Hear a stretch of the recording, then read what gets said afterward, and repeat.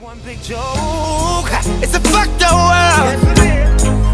Here we are in. I ain't going nowhere. What's going on, everybody? Welcome back to the Reason Reborn, episode 104. Wow, been around this long. I don't know why. How? I'm surprised we haven't been banned yet for the things that I say on the show. But I'm here with my more sensible and more reasonable co-host, Cardiac Sumo. How are you doing, sir? It's a Friday, heading into the weekend, so doing super. Well, bully for you. Fridays don't always mean the same for all of us. I say that, but ultimately I should get some work done. But it is good to at least not get emails or anything to look at. Do things at my own pace a bit. Well, that's good. That's good, sir.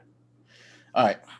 It's not going to be as heavy a show. I mean, it is going to be heavy because still dumb shit going on. Like, we get rid of the fucking worst human being in the world off the at least off the front page, and we replace it with other jackasses. So, man, and the jackasses are really trying to keep their presence.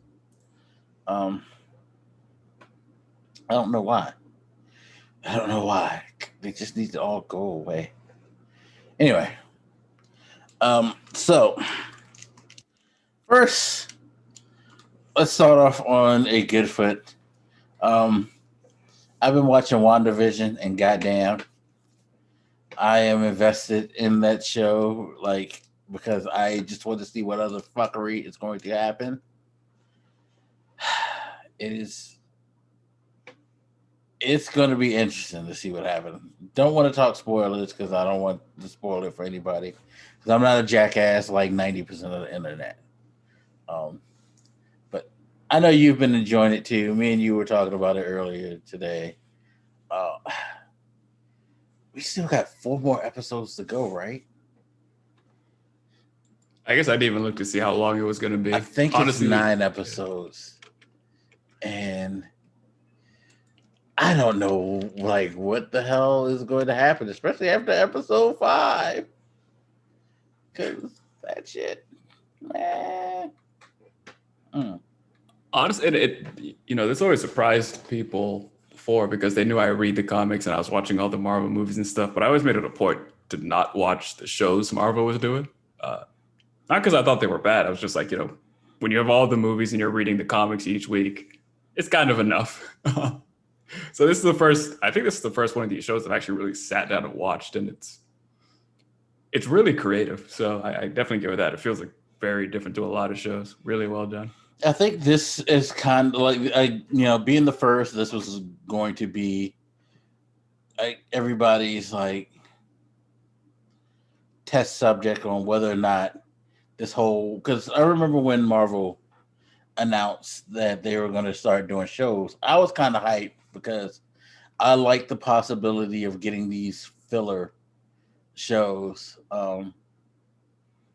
that will weave in the spots that you can't put in a movie. Because movies, if you were trying to put every little fucking detail, then movies would be 5 hours long. And nobody would go see a movie because who the fuck wants to sit and watch a 5 hour long movie? You know that, Zack Snyder? But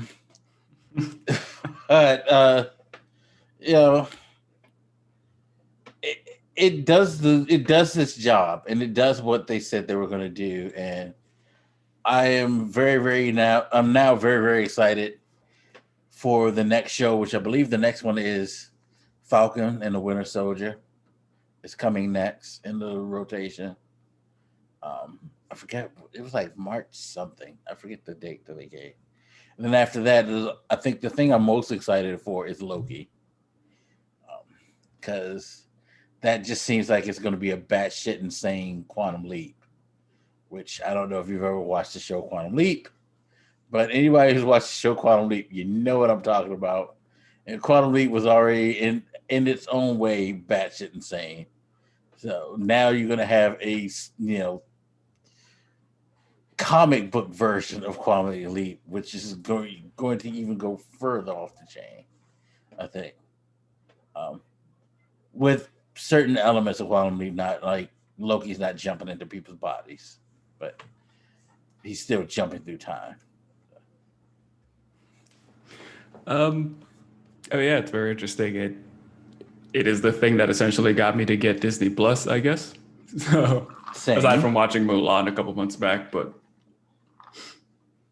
I mean, hell, it got me to watch The Mandalorian too. So it is working for Disney to get me to engage with their product. Yeah, they figured out a way to keep your like money like $6.99 a month or $70 a year, didn't they? But yeah, because like I said, there's other things on there that like I might be somewhat interested in, but not enough. So like once they get me to the door, I can kind of justify sticking around a little bit longer because there's other stuff that I wanted to see. I feel like it's gonna be other stuff because like I would watch some of the other stuff. Like I'm a huge Simpsons fan, and I know they show Simpsons on other channels on regular TV, but man, having the ability to go to the Simpsons episode that I like the most, that's not a bad, perk to have. Stuff like that, just like all the other old stuff that they have. Like, yeah. And then I kind of want to see the Jeff Goldblum show because I heard that was like crazy. I like, nowadays we get these shows that are like 8-9 episodes, maybe 1 or 2 seasons. Like they're much shorter because I definitely grew up on these shows that would go for like what feels like a decade a lot of times, like Shows, 7-8 seasons, 15 maybe. Yeah, and you gotta think back in like when regular network TV was the predominant medium. Back in my day, shows would be 25 fucking episodes and things like that. So, yeah, I like the short bursts manner of things that the streaming era has brought to us because much more confined. That's why I like stuff like Watchmen. Like, got 1 season of that. Didn't feel like I needed anything else. Yeah. Like you could tell a story from beginning to end, and if you bring it back, okay, cool, but at least you're gonna keep it short to that 8 to 10 episode things where I don't have to feel like, oh my god, I'm sitting here forever like waiting for this. Like you get to the punchline a lot quicker, and I appreciate that. Like when this is done, talking about WandaVision, you could pretty much binge it in a day and still have the day left over. Because for those who haven't watched, like 25 minutes? Yeah, because for those who don't have Disney Plus or are looking to get Disney Plus to see this, just know that like the show's like 25 to 35 minutes long estimate. Generally, it's more around, I would say, the 28-minute limit because whatever it says for time length, subtract 6 minutes for fucking credits because it is funny because that would probably be my biggest drawback about the show is that every show they run the full credits as if they're running an end of a movie, which means the credits are going to last you a good 5-6 minutes every time, which means that you got to fast forward a little bit before it'll get to the point where it'll start the countdown to the auto advance to the next episode. So that would be my biggest issue because like I really need to see the like whole list of gaffers and fucking best boys and second directors and shit like that again. No. Saw it once. Move on. So I think that's the one thing. And maybe, Disney will change that and just do like Netflix. I know Netflix, usually when you watch the first episode of a show, you get the full intro, and then you get the, end credits. But then as it goes on, it just skips all of that and goes straight into the episode. Although I will say this, the intros to this show kind of matter because everything's themed about this show. So you kind of want to see the intro to see what the theme is of it, which is they're crazy. certainly so far been unique to the episode. So like, it's definitely not like other shows where it's essentially the same intro every time or same intro for season. So like, Right. it is part of the actual story and episode. Yes, it sets the stage for the show. So the intros definitely are important, but so try not to skip it out of instinct or whatever. but no, it's just, to me, it's really, really cool because you have the movie people. It's not like they're subbing in people. It's like full cast from the actual MCU. So get all the people that you've seen in the movies come through, like in roles. Yeah. I remember saying to you, like, when you see a couple of the side characters, like, man, the MCU is like really fucking deep. Yeah, it is. Because remember, no spoilers again. Sure. The one character that I mentioned to you, it's like, wow, I forgot she was in such and such and such. Like, it's like, yeah. A couple characters, I'm like, where have I seen this motherfucker before? Like, oh, other Marvel movies. Like, yeah, just random. They keep it tight, man. They do keep it in their world, and it definitely, but it works. I don't know if the other shows have been like that because I haven't watched them, but it's interesting. Yeah, that's why I'm curious to see what it's going to be like to see like Falcon and the Winter Soldier, Loki. Then you're going to have She-Hulk. Then you're going to have what else? Miss Marvel, Moon Knight.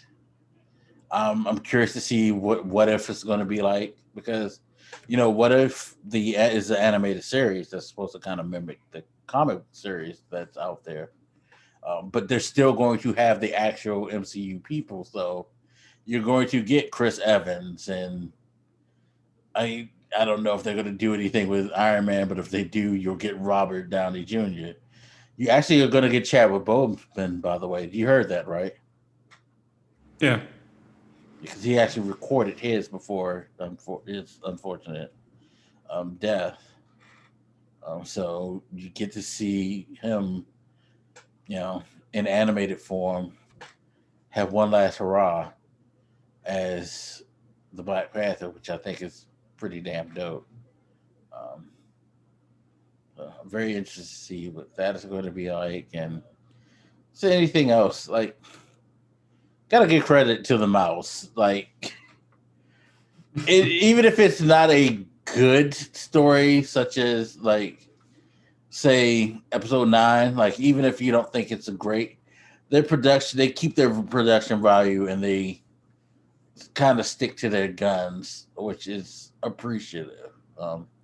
They play it out and try to do it the right way. So, yeah. So step your game up, DC. I was trying not to diss them anymore. I just think about like how good the comic sort of references are. And I'm like, yeah, because like you're more invested in the like more current comic stuff, so there's things that I miss that you fill me in on, but yeah, they do a really good job of kind of like, that's the thing. I like the fact that they don't do what the comics do, but they're aware that people care about the comics, so they take, in consideration of dropping just little like sprinkles of acknowledgement of things that are around there, which is very cool. I think it's the best fan service. Instead of just blatantly throwing something in there, you just kind of like give a little wink and a nod. I mean, as a reader, I love it because I'm not just going through the same story all over again. Because that was what I slammed a lot of the Disney movies for the last couple of years, just being like, oh, Lion King, again. like it's obviously based on the comics, but it's its own story, so I never know where it's going. And when they do make a reference, it's in a creative way that obviously wasn't the same as when the comics were done. So you get to think about the interesting parallels between what the movie did with the concept and what the comics did with it. Yeah, definitely. It gives you a lot to chew on. Definitely. All right. We've had our happy moment. Let's get to the like fucked up shit.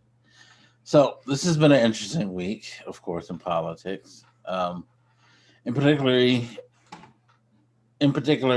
when it comes to House of Representatives member Marjorie Taylor-Greene, that crazy lady that we talked about last week, who believes that there's a Jew laser burning California, that the Pentagon crash was fake during 9/11, that Parkland was made up. Those kids didn't get shot up in Stony Brook and all that. They were all just hoaxes. And a number of other crazy things. She's been under fire as Democrats have been pushing to have her removed from committees, in particular the Education Committee, which a lot of people are making a point. If she don't think that Parkland was real, why is she the person you want on the Education Committee involved in doing things for the benefit of our children? So it all boiled down to the Democrats voting her off of her 2 House committee appointments, to which only 11 Republicans voted to have her removed. The rest of the GOP members voted against it, which now, and it's funny because Kevin McCarthy, who's the head of the GOP in the House, he kind of denounced her, even though he didn't vote to have her removed. Another interesting thing is that Liz Cheney, daughter of Nosferatu, well, yeah, he's a dick too. To clear, folks, I mean, his name is Dick. And he is a dick. Okay, let's be even more clear. Even though she had basically voted for impeachment, she voted against removing her. As she hasn't come out and said anything publicly, but I guess she felt like that was just a step too far. Like, we can impeach Trump for all the shit he did, but maybe we don't want to impeach her for her wackiness. I mean, not impeach, but remove her from her duties because of her wackiness. I don't know. Maybe we'll get a comment from her later, but it was a very, very interesting thing because there was a lot of debate over this, which has put the GOP party in a position to look pretty damn bad. How do you feel about the end result, at least the current end result of this whole situation? Well, I'll say, first of all, I need to learn more about how these committee appointments work in the first place. I looked at them like, I don't know why she was involved in that in the I guess to simplify it is that the majority party gets to select, like, I forget the number of committee points, if it's 11 or 13, but if it's 11, no, it's 13 because it's usually 7 to 6. So the 7 selections for the majority party are handled by the majority party, where the appointments for the minority party generally come from them. So whoever leads, whoever's the majority leader and the minority leader, they kind of pick and choose who they want, and then amongst themselves they decide to, like, yay, nay, okay, cool, we want this person. So that's generally how it works. So basically the Republicans selected her for this, to be on there. I mean, I guess that just kind of opens up a few questions. One, why her in the first place, which I guess was really part of the confusion, and two, is this law or just a practice, like a standard practice?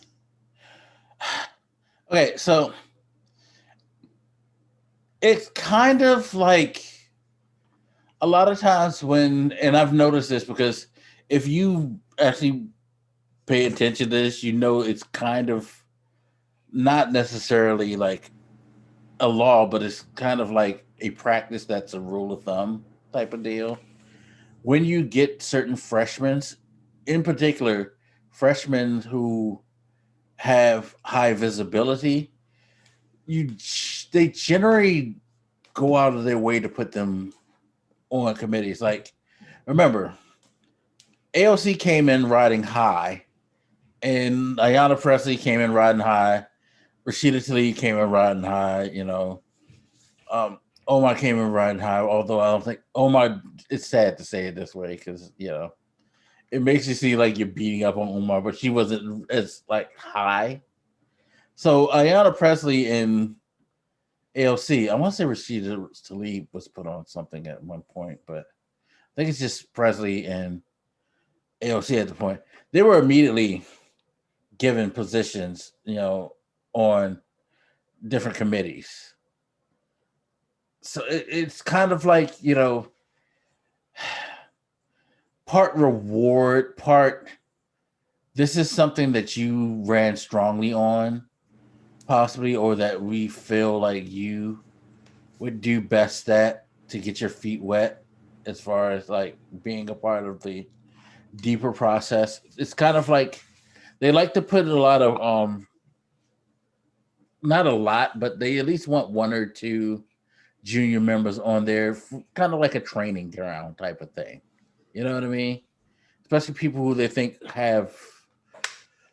you know, have some kind of like sway popularity because you want them to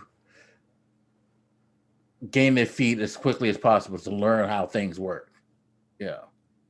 So it tends to me, it tends to, because I remember like Obama got put on, I think, a couple of committees when he was first a freshman senator and things like that. You kind of want to put people who you have high hopes for or that you think have a like certain amount of influence or that would generally just work well in that position as a vocal member of it.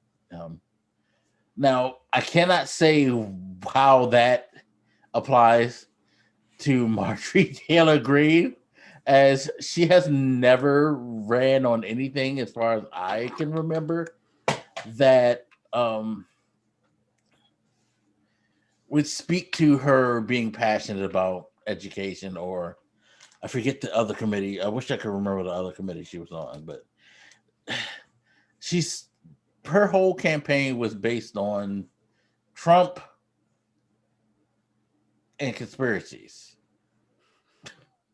So I don't know why or how she fit into those two things. Like maybe they felt like because she says she's a mom, maybe she would be good at education. I don't know. Maybe she was on the PTA, like the parents committee back, before she got to politics. I don't know. I mean, fair enough. I guess I was thinking about really the process of Congress in general, because I was listening to someone, matter of fact, I guess I'll do a quick book plug. I think his name was Adam Gentleson, plugging his upcoming book, Kill Switch, The Rise of the Modern Senate and the Crippling of American Democracy. And he was kind of just like taking us through the history of, a couple Senate practices, but I think it was, what is it called? The filibuster. And I was like, man, Congress is like weird and weirdly complicated and like has this sort of just history of standards and practices, some of which is like, is it a rule? Like, I can't remember who said it, was like, some of that stuff you just learn a lot just by watching. There's just kind of this opaque, weird thing onto itself that I can never quite get a grasp of. But that aside, to touch on these few things, first of all, with Liz Cheney, one of the top Republicans, I think it shows just how cultish and how in the hand of Trump this party has gotten, that they were voting on her position because she dared to vote that Trump should be impeached. Yeah. Like, I think we've gotten so used to this behavior from that party. Just really quick for anybody listening, what he's referring to is, as part of the backlash for her voting to move to impeach Donald Trump, she's the second or third? I think she's the third highest ranking member in the House as far as the GOP is concerned. And that puts her as like a chair of certain committees, so to speak. And the party, to kind of punish her for her stance, actually held their own, caucus and decided on her fate as whether or not she should be removed as the third highest ranking member or not. She escaped, and she is going to continue her role in the GOP. So sorry for interrupting you, just to let people know. It's really no problem. I can't remember the vote split. It wasn't close, but like it was still, I want to say like 60 something of them. It was a lot closer than it probably should have been. Right. I guess that's what I was going to get to. It's like it's not like it was off by one or two, but it was like the fact that they even had that vote and that many of them voted, to remove her as for the crime of voting to impeach Trump for something so fucking obvious for the second time. It's like, I don't understand why. Well, I understand, I guess, because Trump has such a hold in the Republican Party now, but like, even when he's gone, they're still blowing this guy. I mean, what's her name? Marjorie Taylor-Greene, wearing like masks that have like Trump's name on them. Like it's. I talked about the cult of personality around him, but I mostly meant in voters, but it's in the Congress too, and it's really fucking creepy. And to hop over to the vote on Marjorie Taylor-Greene, why she was there aside, I guess. It shows me that they don't have any fucking standards. They're just, because part of the reason I asked why she was on an education committee to begin with is to see if there was any good argument for her to have been there at all. And the biggest argument is, against that vote was it's kind of inappropriate for the Democrats to, make this kind of move. And it's like, if y'all were acting responsibly and dealing with this yourself, they probably wouldn't feel inclined to. Because part of their complaint was that, she was part of pushing this conspiracy theory and all that shit that caused the attack on the Capitol. And she makes it a point to spread conspiracy theories still. She apparently harasses her colleagues at work. So, I mean, honestly, I don't know what kind of process there could be, but ultimately she shouldn't even be in the House to begin with, right? So, because she has no political background whatsoever. No, she's just a popular conspiracy theorist. Yeah, she was a businesswoman that spotted a lot of conspiracies. And was she even a businesswoman? I thought she inherited some. I have to look back into her history, but the standards. I guess she did inherit her family's company probably, but that makes her a businesswoman. Okay, well, hey. Fair enough. However you want to use words, I'm sure she probably ran business in some sense. I don't know. I was about to say the standards in Congress is so low, but I don't know that that's fair. Certainly the standards on the Republican side seem to be pretty fucking low. I mean, these are the people that are supposed to lead us. And did you see her little speech or response or whatever, where she was like, 9/11 did happen. School shootings are bad. Yeah, her apology that they gave her some of the members of the GOP gave her a standing ovation for. The standards are so low. You had to trot this woman out to tell you the sky is fucking blue. And she barely could be bothered to do that, to be quite honest. Because when I was listening to her, I was like, these words feel kind of carefully chosen. Like she said, school shootings are bad, but I don't know if she admitted that the Parkland one happened. She admitted that like 9/11 happened, but I don't know that she admitted that it wasn't an inside job, which is one of the things she was pushing. The thing is, her specific thing wasn't that 9/11 didn't happen, that the Pentagon was fake. So it's like she gave one of those, it's one of those, I'm sorry if this bothered you type of apologies. That's literally what she did. Right. It's not clear that she's changed her stance on any of it. And like I said, it seemed pretty carefully worded such that she didn't have to.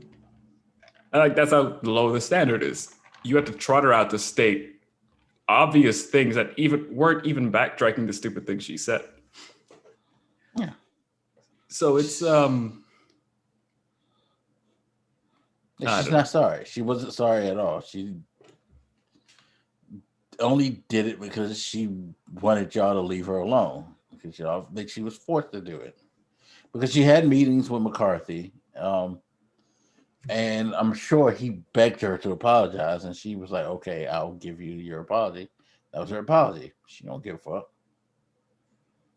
I mean, the party doesn't like. And yeah, ultimately they don't give a fuck either. They just want her vote.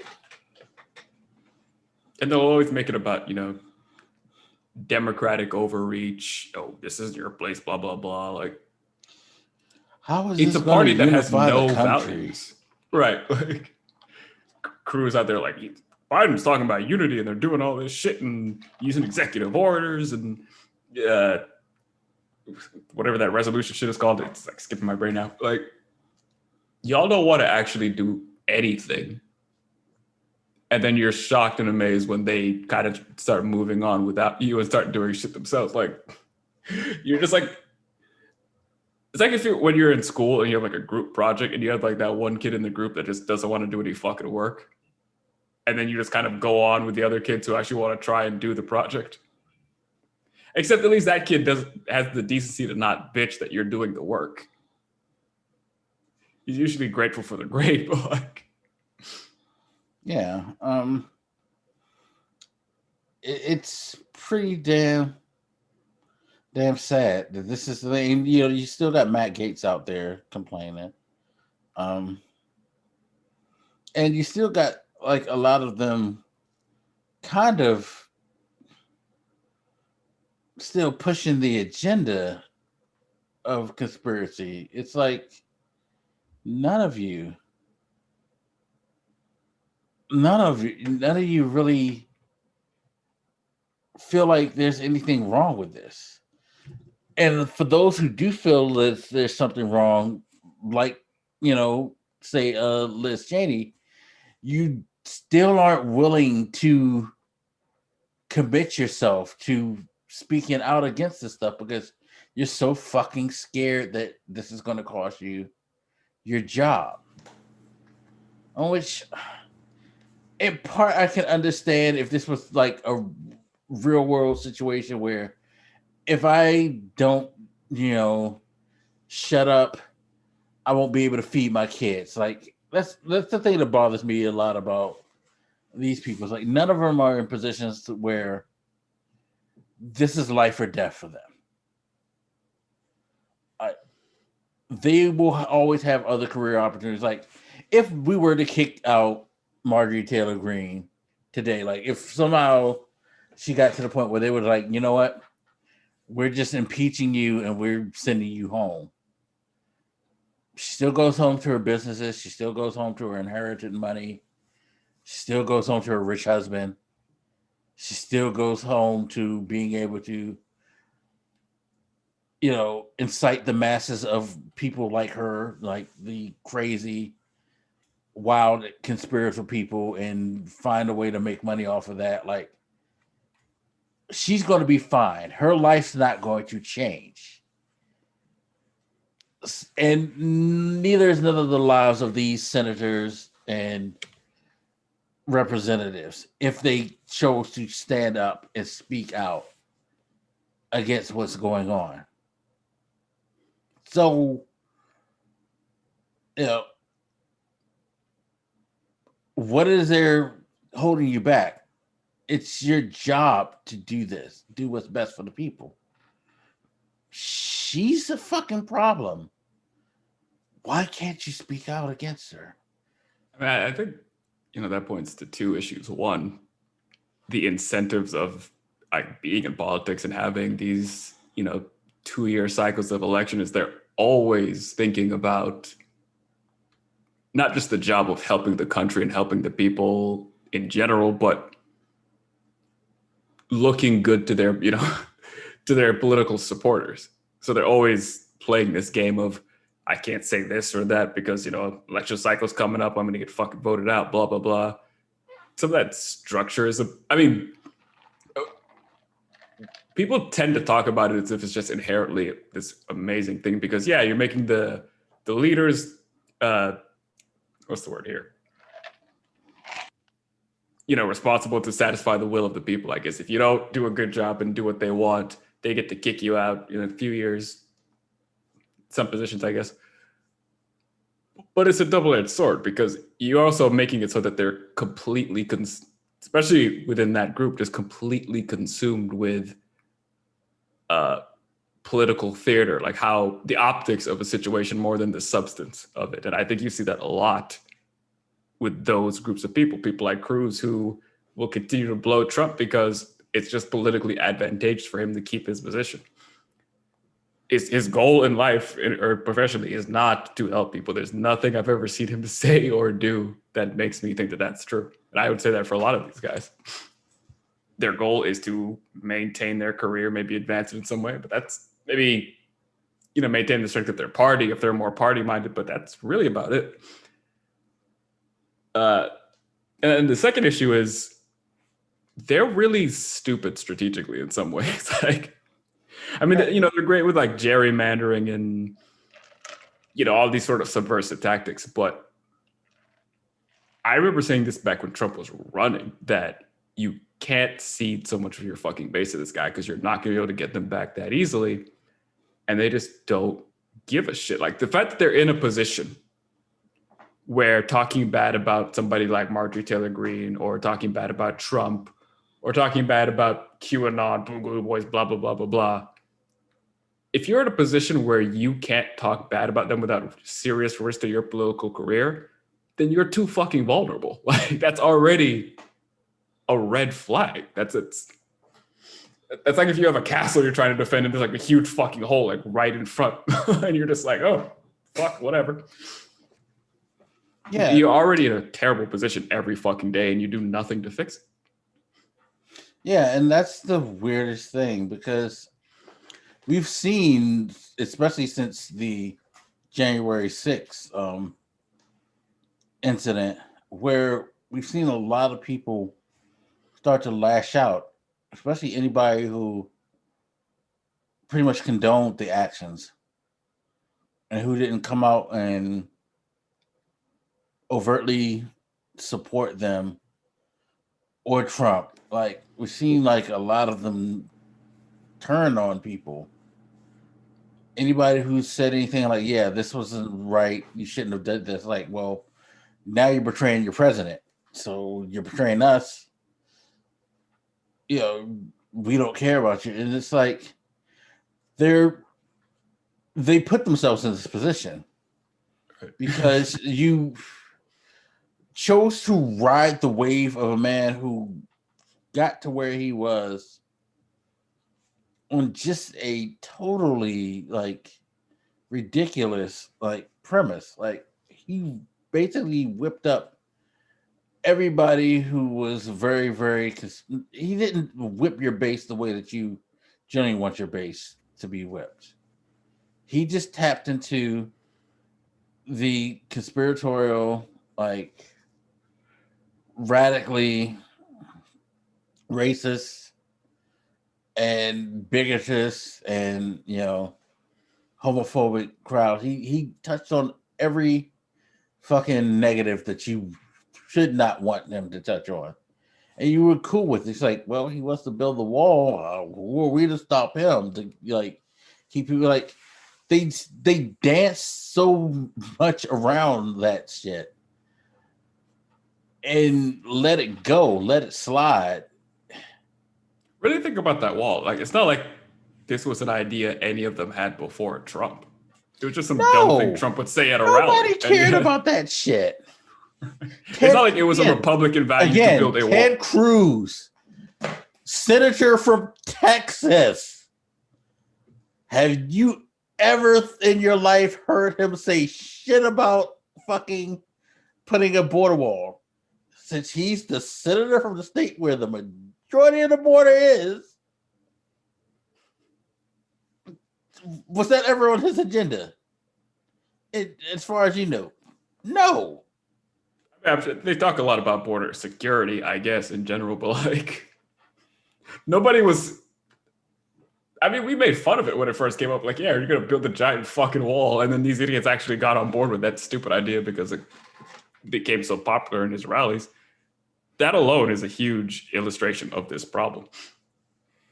Yeah. And again, that's why, even though I understand the sort of pressures from the public, because the public can be really sensitive to things. Like you say, one sentence kind of off in an interview, if that gets picked up in the news media too much, that could hurt you. But I don't feel bad for them in this case because it's a long-term self-inflicted wound that you just keep building on every fucking day. Yeah. They keep compounding themselves. And it really to this day, because you talked about like the homophobia and racism and all that stuff. I think more than all that, and maybe sort of like an undercurrent to all that, is just the erosion of truth. Like you keep feeding them all this sort of fucking nonsense, not just conspiracies, but just the random lies Trump would say every day. Or I think just the other day there was that thing going around of them trying to discredit AOC's story about the Capitol siege. And I remember thinking, like, even if it's clearly bullshit, because I felt this way like during the last 4 years, like they just fill the mental space with so much fucking lies that you can't keep up. You're just kind of always, I don't know what's fucking real anymore unless you really take the time to sit down and like sift through every lie that comes your way, which, some of us have fucking jobs to do. We can't be like researching every dumb thing they say to see if any of it's valid. So they really eroded the already weak critical thinking skills of a lot of people, especially in their party. And I think they made them more vulnerable and receptive to more and more idiocy. And not just them, Fox News, those kind of outlets. I mean, there's a reason, Fox started to behave just a little bit and then everybody started jumping to OAN and all this shit. Like, y'all made them like this. Like I sent you the article earlier today. They just canceled Lou Dobbs' show, who has been a staunch Trump supporter. Like they're shifting to like leave away from Trump, and like you said, now everybody's going to OAN and all the other more radical places because Fox is, starting to slowly but surely try to, as weird as this is to say, get back to their regular way of doing things, which wasn't all that great anyway. Because Fox has always been the home of trash conspiratorial, like, let's get white people mad news media. So,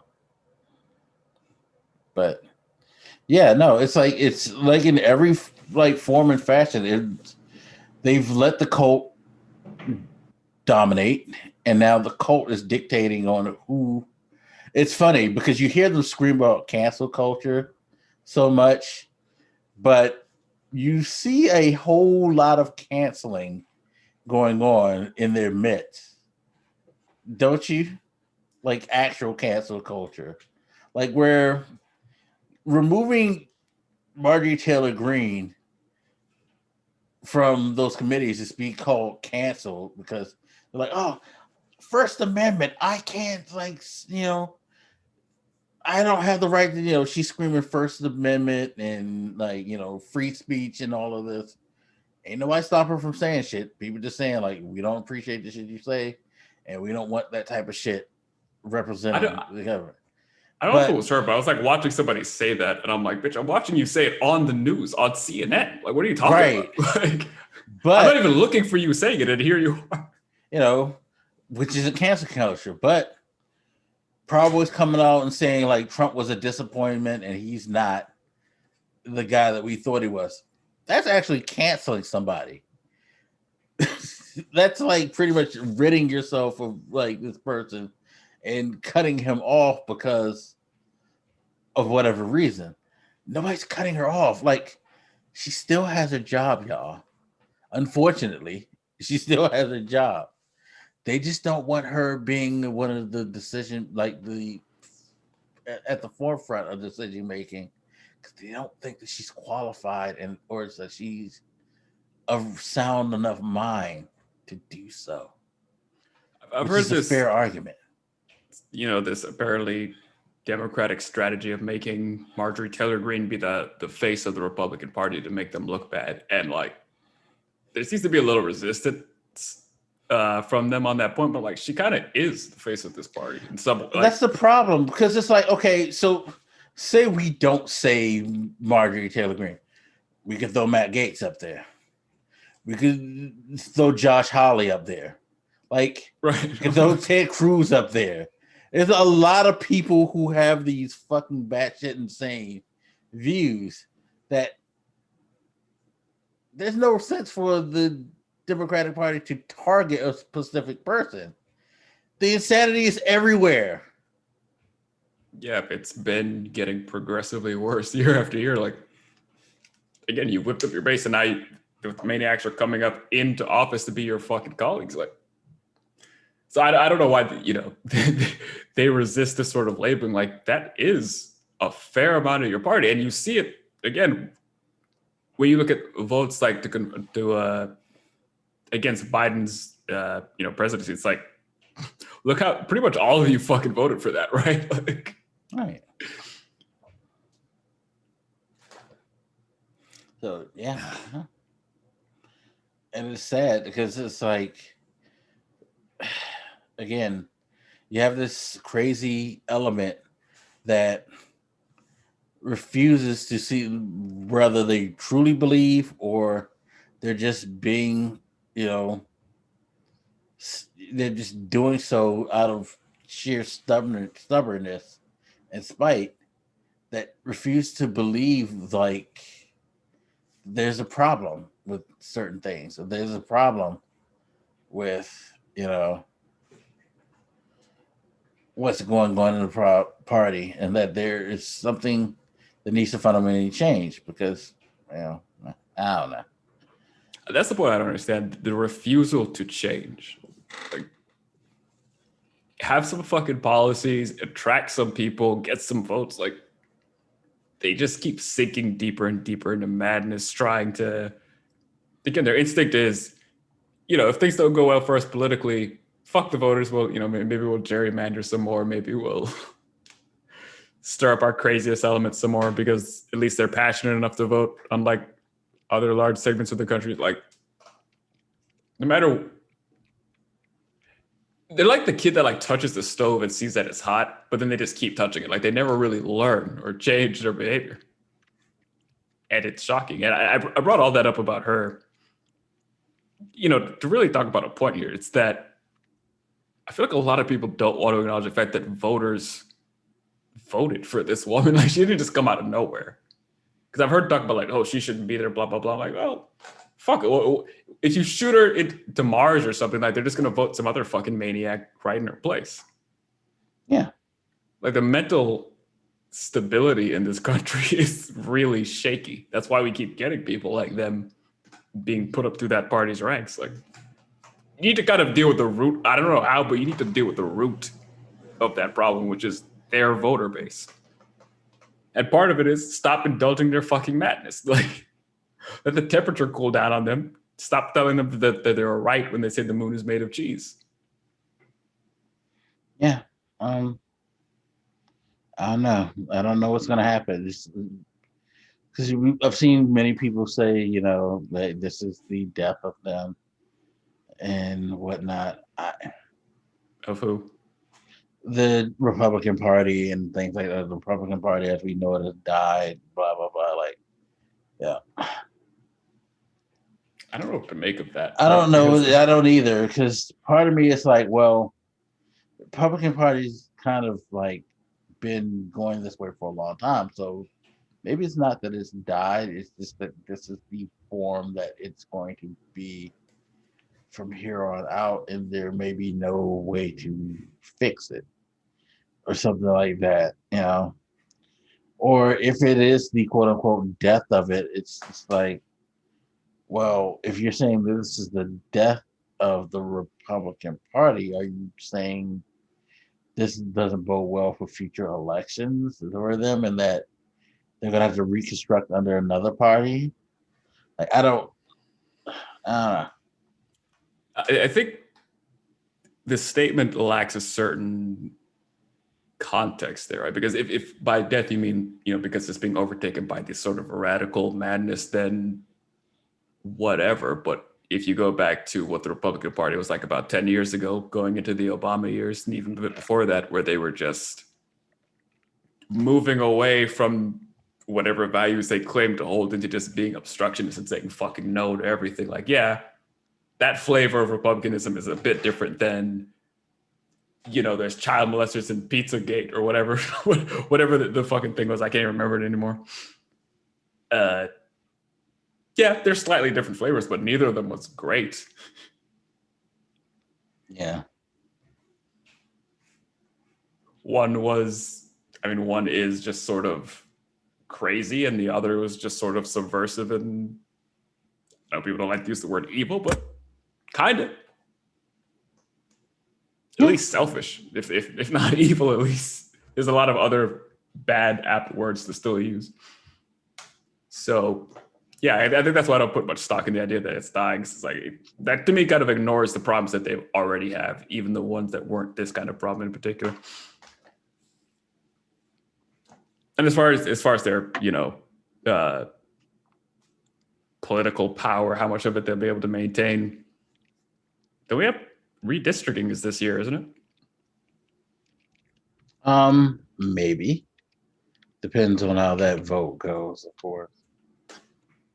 They're voting on that fucking bill.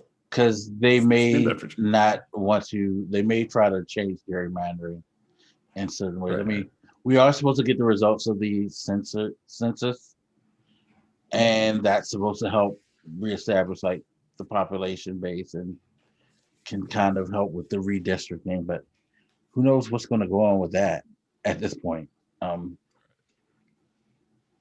But I guess that's my point. It's like two things to keep in mind. One, they still have a very fervent kind of psychotic base that will still vote. And two, there's other political factors that still kind of play in their favor. So I wouldn't go as far as to say that they're that politically weak just because they lost. Like, it's not like the Democrats are like dominating Congress. Even their majority is more of a technical majority because they have the VP as, like as the tiebreaker. So it's not get carried away. We're not out of the woods yet, or however the saying goes. Yeah, it's gonna be a while. Trust me, it's gonna be a while, y'all.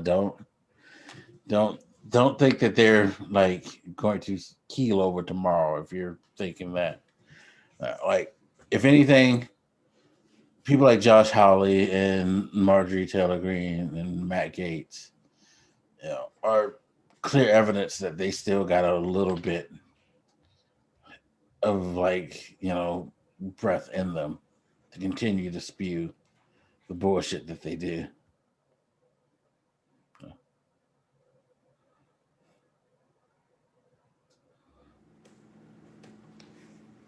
Sure. I'm trying to think of what else was going on there. Like what the news was on the, what is it called? That whole fucking stimulus package thing Biden's working on? The coronavirus relief package. Is that the official title? I might be thinking of something that's else. Pretty much what they've been calling it. Well, hearing the little debates about that, Republicans wanting to affect some parts of it. Some conversation about lowering the I guess, income brackets you need to be able to apply for some of this Yeah, shit? they want to make it to where like basically it's because I think right now it's what 75,000 or something like that. I forget what it is, but they want to make it to where like it's much lower, pretty much to clip out as many people as possible from being able to get it, which is kind of counterintuitive because I mean, we're going to talk about the economics of this country. Like $75,000 is probably where you need to be at to be able to pay all of your bills on time and to probably get a car and a place to live. And get some groceries. Like, because most places, especially around the country, cost of living is fucking ridiculous. I can tell you now, like, if you're trying to live in the city of DC, which I don't, I live on the outskirts, which is still fucking mad expensive in the ways. Like, yeah, $35,000 to live in the city of DC. If you're trying to live someplace safe and decent, good fucking luck. So, just as an example, I live in the Bay Area, California. Maybe I'll give a tour so you guys can kind of see what the appliances and shit look like. It's a decent apartment, pretty decent level apartment. 1 bedroom, 1 bath, kitchen over there and all that shit. I should look up the square footage for you guys too, but this apartment is about $2,800 a month. Yeah. For this apartment. Like, I was renting a house in Florida, 3 bedroom, 2 bath for half, not even, less than half the price of this place. Yeah. But see, the thing is, most people in Florida, even though that's less, like, unless you're in certain professions, you're going to make significantly less money as well. So sure, it kind of, Yeah. I mean, hell, that's part of the reason I get paid the amount I do here is kind of, there's different factors at play, but part of it is just like the cost of living is kind of caused our salaries to increase, at least in tech field, which is what I'm in. But this is the risk you run because everybody kind of intuitively wants to go toward like, all right, well, if you make, this amount of money, you probably don't need help. It's like, that is an oversimplification because, to your point, it doesn't factor in the wildly different costs of living across the nation in different places. It doesn't factor in a lot of individualistic situations. So like I've known people who maybe have like a child who has like special needs or, certain medical things going on that could, even though they might salary wise, if you only look at that number, make more than like the average American. And even if they're making, financially responsible decisions and shit, it could be the case that they have costs that you're not seeing. So just looking at a salary in itself is not sufficient. I hate to plug the guy, but I remember when I was like first looking into Andrew Yang and like coming to grips with some of his arguments, because it took me a few hours really of listening to him talk to kind of see where he was getting at some of these points. One of the things he always mentioned with some of these plans he wanted to do was, look, just give it to everybody and just tax it back as needed later. And I like the simplicity of that approach because we didn't have to get into this fucking situation of having to analyze everybody's income and cost of living and all of this shit. Like, it's not really that feasible to do that in any good way. So don't bother. If you just give everybody the checks now, and then I guess you can maybe tell, and maybe this isn't as straightforward either, but you can do some kind of analysis of their finances at the end of the year. You can just tax it back. It's not even that hard because if I haven't looked at the tax thing, but I'm pretty damn sure it's like if you did not get a like if you didn't get a check and you do qualify for it, like the last $600 check, you can claim that on your taxes and get a tax break. So they have like insured to put basically steps to notify them that you got a check or you didn't got a check, so they know how to properly adjust your taxes. It's just like you weren't old enough to know this, but back when Bush was in office, no, not Bush, sorry, Obama.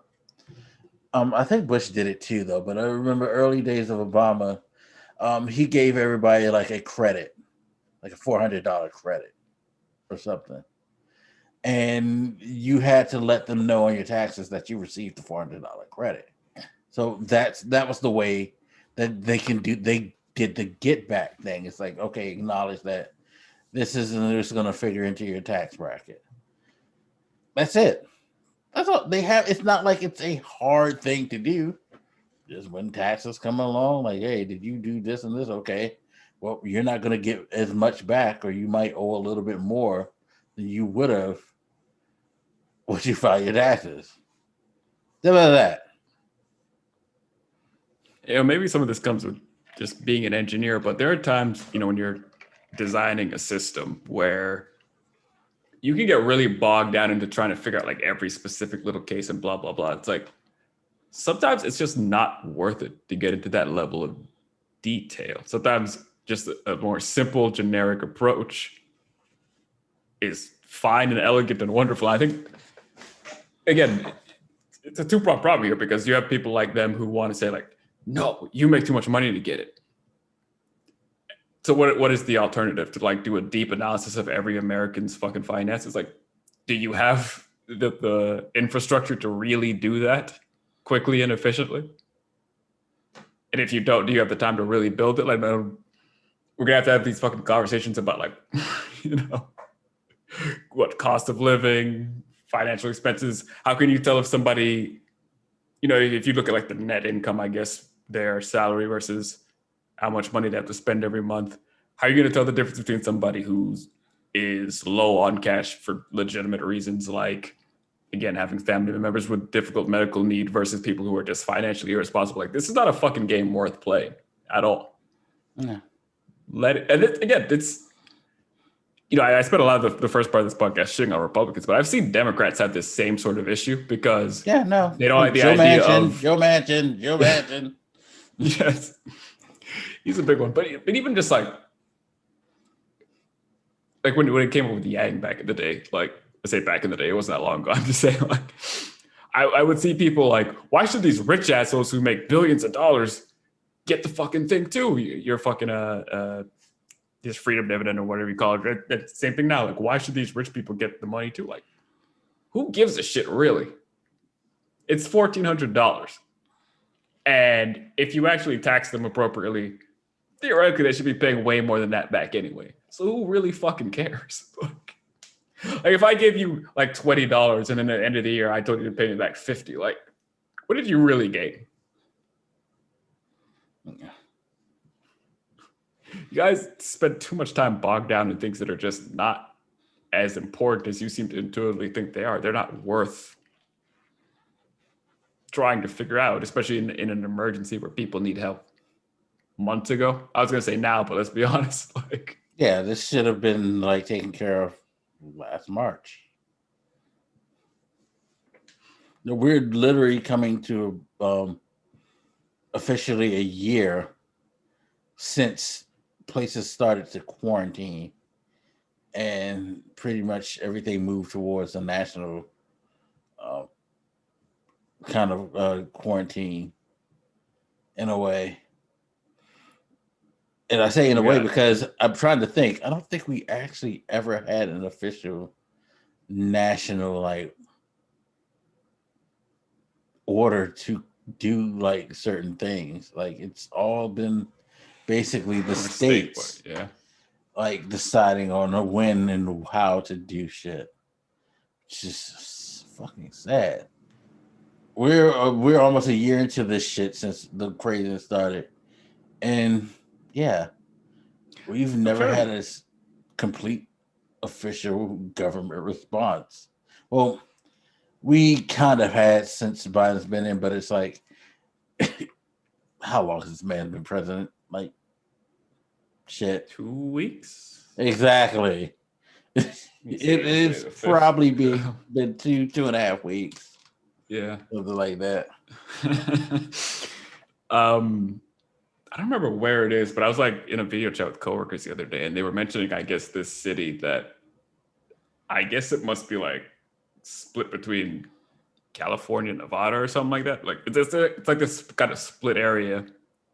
And apparently they both have like different rules for as far as quarantining and shit. So there's this weird situation going on over there where like, you cross the street and all of a sudden you have like different fucking rules about what you can do, which I don't know how common that sort of situation is, but it's a nice illustration of the problem of not having a consistent fucking response to a lot of this stuff. I wish I had written it down when they said it, but I was like, yeah, that makes sense. That's America for you. Yeah, like we still have not had a full proper response to this shit. And like I just saw in the news today, the governor of Iowa is saying she's gonna lift the like mask moratorium. Mind you, there was a federal mandate just like written in an executive order by the president, but she's lifting the mask mandate, the like social distancing mandate, reopening everything in the state of Iowa. Like, come on. Everybody just go back to living like, go back to school, go back to work. Did she have an argument for this? No, not really. Just that everything should be fine now.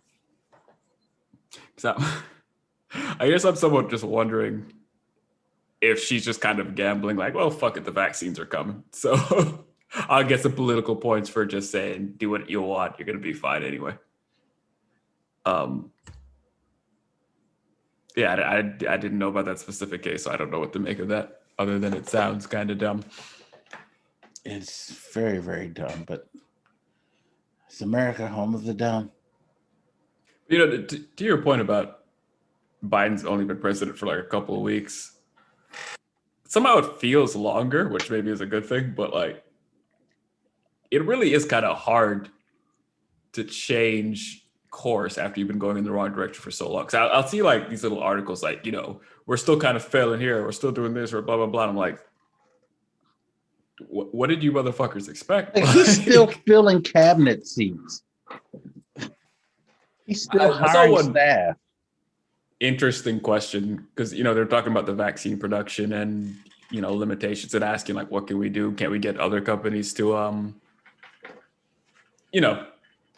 I guess use their facilities to help in the production of these vaccines? And I think it might have been Fauci who asked the question, but they were like, I know that sounds like it makes sense, but it's kind of too late. Like if Trump, back then had used that, what the fuck is that thing where you can like make the companies do stuff in case of an emergency? Oh yeah, if he would have called for state of emergency and used his executive power to like, he could have pretty much ordered companies. It's just like how they did. I know what you're talking about, and I feel like there is a specific official thing, but it's kind of similar to what they did in World War II, where they, got companies to come and like produce weapons and things like that for the war effort and all of that. They could have did that.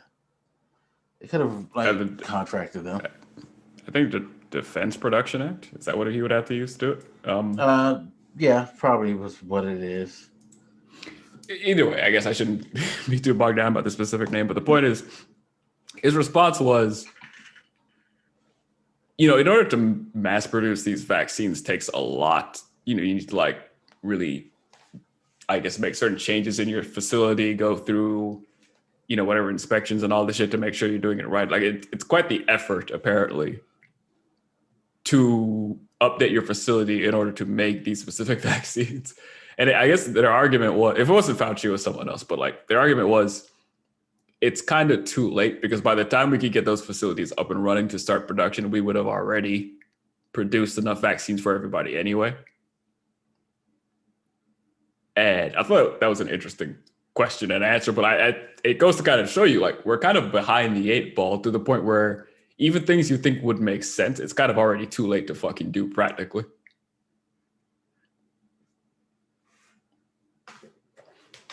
Yeah, they kind of seeing that Trump had no plan, they kind of had to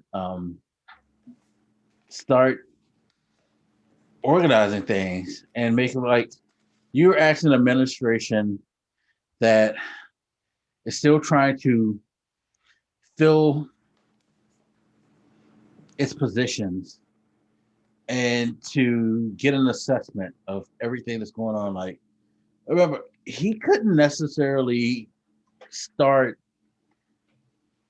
doing anything until the transition period started, and Trump delayed the transition period. They weren't given the information they needed after immediately after the election. They held that shit up.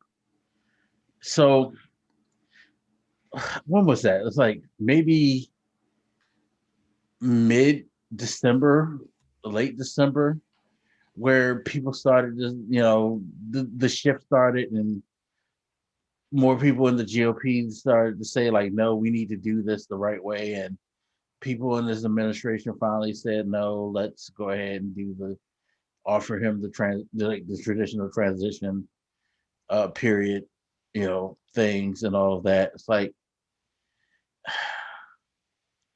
yeah, they didn't have that access to stuff like when they want to.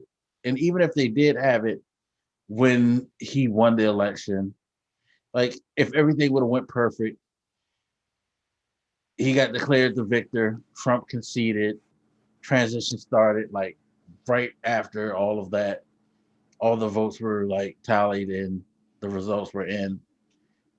You gotta think that's still a hard task because you're talking about early to mid-November to now. That's roughly a 3-month period to organize from scratch. And I mean, to there, do yeah. so with the majority of your time spent actually still trying to build your team because they're not officially on the job. So you still have to organize these people, see if you can get them to commit to doing this stuff before they even have the job in hopes of getting a job, not having any power to actually enact anything that you did anyway. You could just organize and plan, until January 21st. I mean, So, I remember early on when we realized that there was just apparently lies about how much vaccine was available and where it was, and just like basic shit like that we didn't even know the proper answer to. Uh, so yeah, I can't imagine trying to come in and being an organizing force there. yeah.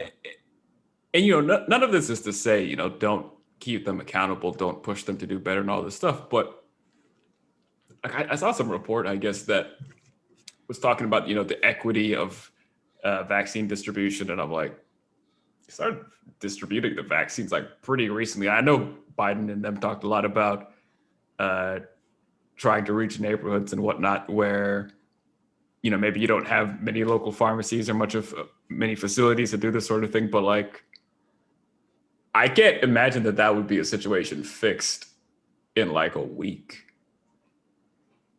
I don't maybe I have too low expectations, but I think ultimately we need to think long term about this, about really building the infrastructure of this country to be able to handle these sorts of things, to be able to get that sort of help to people, in areas where help is not as easy to gain. But yeah, I'm not like surprised that they're suffering some issues like 2 or 3 weeks in. If they weren't, it'd be a fucking miracle. Let's be honest. Yeah, very much so. I mean, we just got through a 4-year shit show. And I get it. The idea is now we have a quote unquote more stable element, but you have a more stable element coming into a very, very volatile area. It's like you can't call a cleaning crew to come and clean your apartment and your shit looks like something that you see on one of those reality TV shows, like where people hoard like decades of stuff in their house and expect them to clean that fucking shit up in a matter of a day or two. Like, no.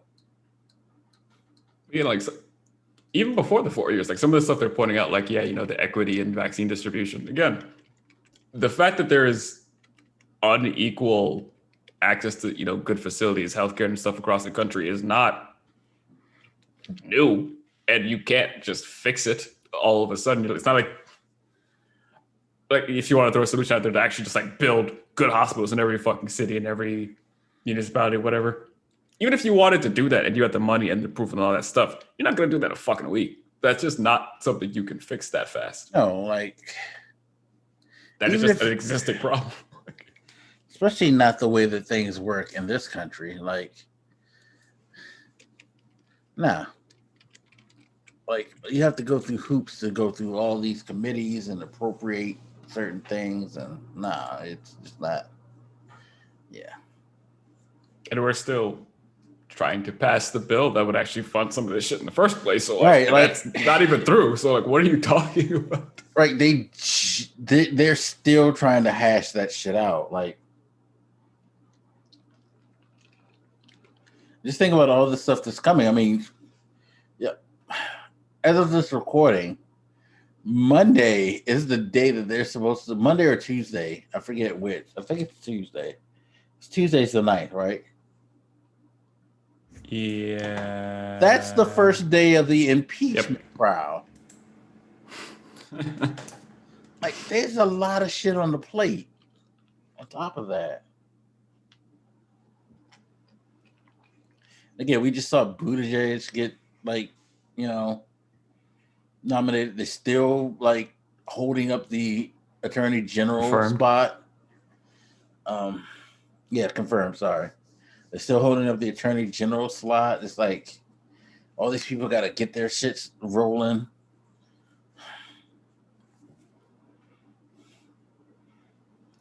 It's a mess. This country is a mess, and trying to fix it is not a weekend project. I mean, there's definitely, I think a reason for hope. I think things are heading in the right direction, but I don't know. Sometimes I'll read an article. I'm like, what the fuck are you talking about, bro? Like, y'all's perception of time is all over the place. You're acting like they came in 2 years ago and have just not done fucking anything. Yeah. But it's gonna be interesting to see how it all shakes out. I just wish the Republicans would stop being so obstructive when it comes to this shit. Like, you want them to stop doing the only thing they hold dear? Like, that's their defining thing. I know, but it's like, I just wish they grew up one day. Jesus. I don't know. I was thinking of an analogy. It's that's like saying you want Kratos to stop killing people, but even Kratos got kind of chill after he. So not a good analogy, but yeah, I wonder how much they're gonna bog down the process of passing this stimulus package. Trying to slim stuff down the way they are. It's like, are y'all gonna vote on it even if he does slim it down? Let's not fucking waste time with this. Yeah, no. And if he does slim it down, it's an emergency. The sad part is he so much money started out from the jump slimming it down. Remember, everybody was talking $3,000. He's like $1,400. How's that? They're still bitching. He just had a press conference today where he was talking about the minimum wage hike, which he put in there, the $15 federal minimum wage referendum is a part of that bill. And he said himself, I don't think they're going to let this stay in there. I would like for them to do it. I put it in there because I feel like they should do it, but I don't think they're going to let that shit slide through, which is a fucking shame. Wasn't it Manchin arguing for I wouldn't go for that, but $11 or Was it Mansion? Somebody was like $15 is a no, but like $11. I'm like, that what would the be fuck? Joe Manchin, a Democrat. Which again, it's not, as you said before, it's not all Republicans. No, but like, which goes back to the same misunderstanding I was pointing out. It's like you can't apply.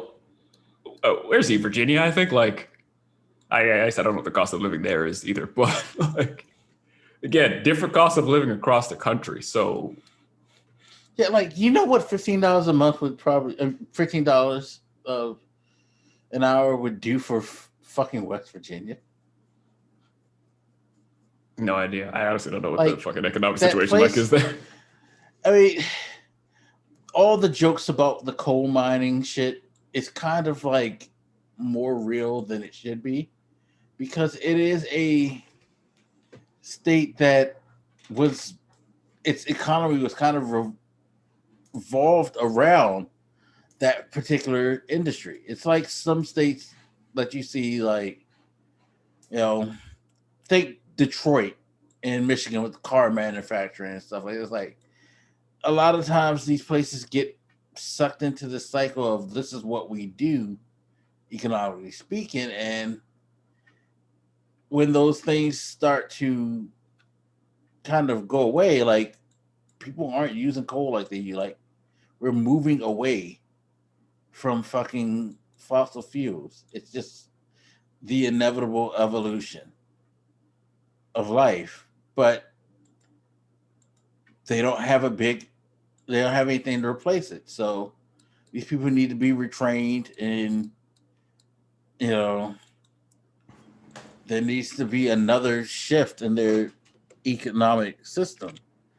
But until then, the only work that they can get needs to be able to provide for them. So $15 an hour would fucking be awesome. Yeah, there's other places in the country where that won't be enough, but I think when I look at like that stimulus package and you see all the stuff it tries to like get at, I think that's one of the problems with the way a lot of people think about problems is that they want like very direct, like, all right, this deals with that, this deals with that. It's like some things are a network of issues. So, you know, some years ago, I remember a discussion about like all cars being electric, right? I was having with a friend in college. We're not friends. I don't like that motherfucker. He's kind of annoying, but he was one of those like Hillary people, you know, always talking shit about Hillary, like obsessively. But you know, he would point out like, you know, to have all these cars taking up electricity. Electricity is made from, you know, fossil fuel burning plants. That's not going to be great for the environment. And I was like, sure.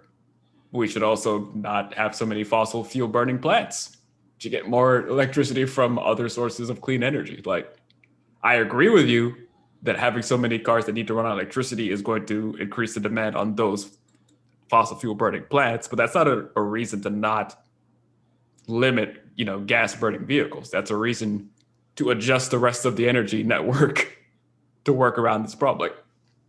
Like, they'll point out one reason why something can't work, when it's not really a reason so much as get another thing you want to fix in tandem with the original problem. You know what I mean? Like,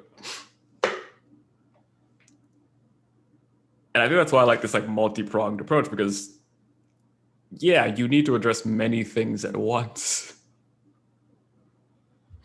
Yeah. So I don't agree with the sort of instinct like, you know, this minimum wage hike shouldn't be part of this and blah blah. Like, some problems you just have to attack that way, and some problems actively get worse if you don't. To be honest, they'll cause other issues if you don't have a holistic approach to them. It's just sad because I know it's not as simple and straightforward. Like it should be, but I know it's not like just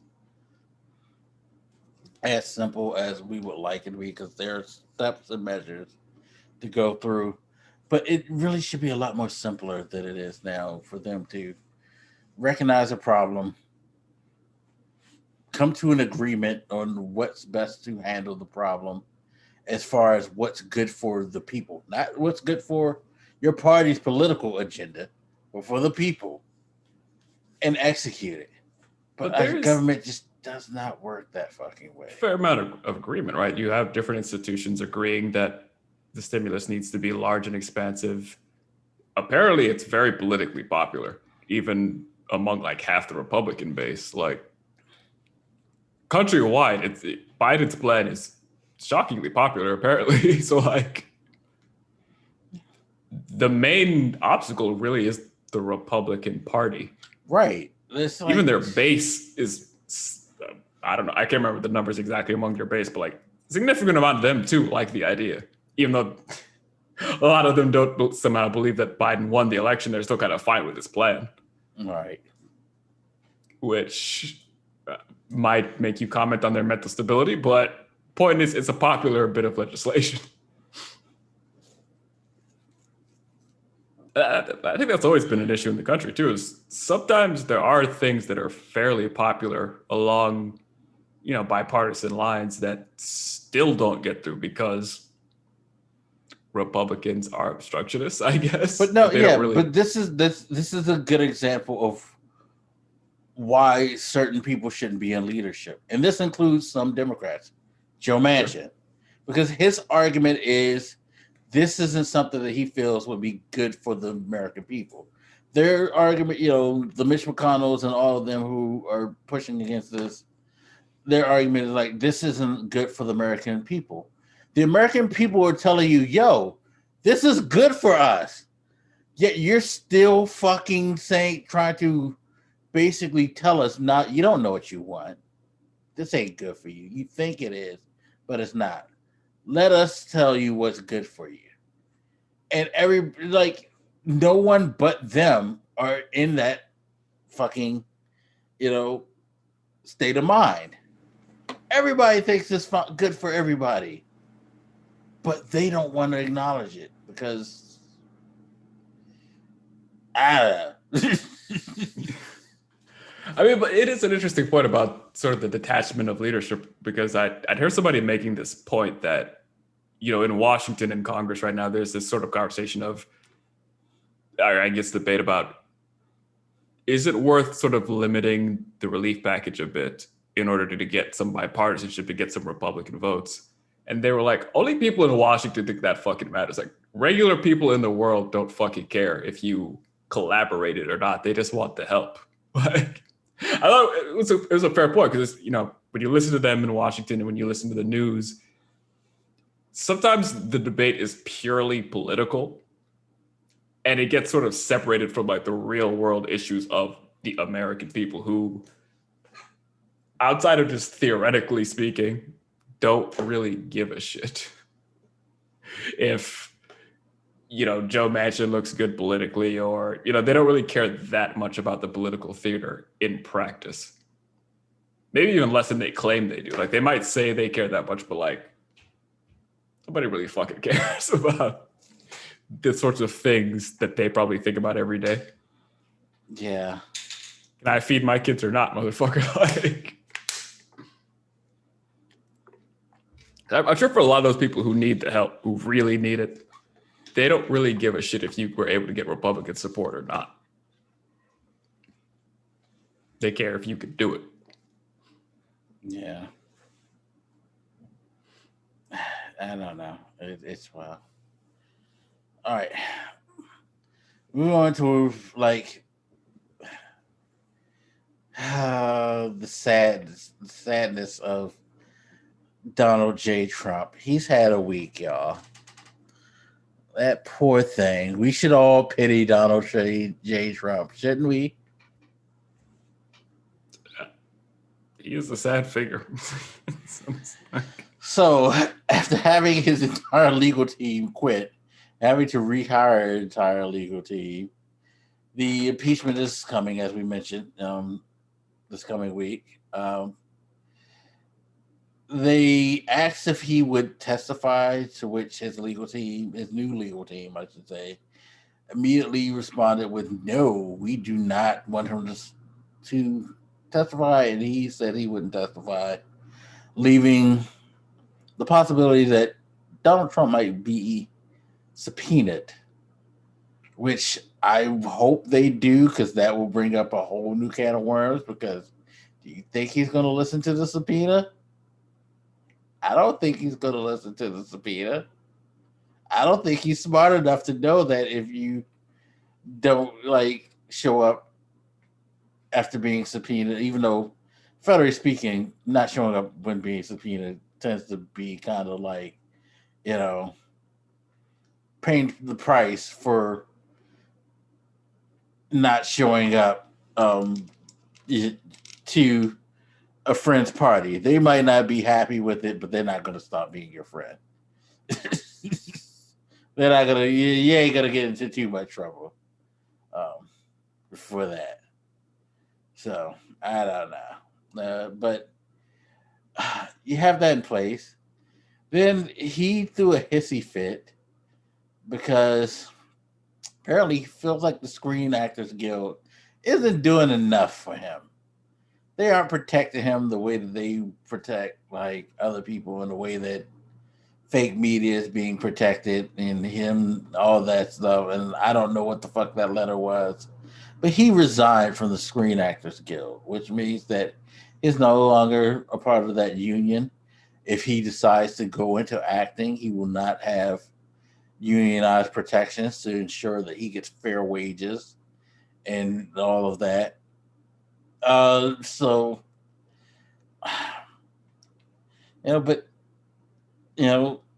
SAG has been horrible to him. They won't support him in the way that he feels they should. So he says, "To hell with you."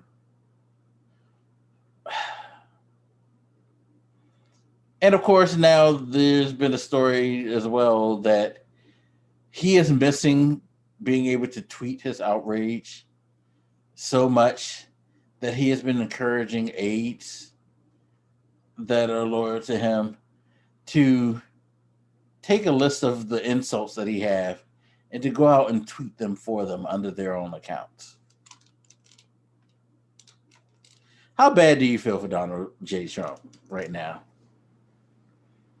Sorry, I was trying to find the letter that he sent to SAG, but oh yeah, it regardless, you guys could probably find it later, but it was so whiny and childish that at first when I read it, I didn't think it was real, because not that Trump isn't always whiny and childish, but I think it starts off who cares?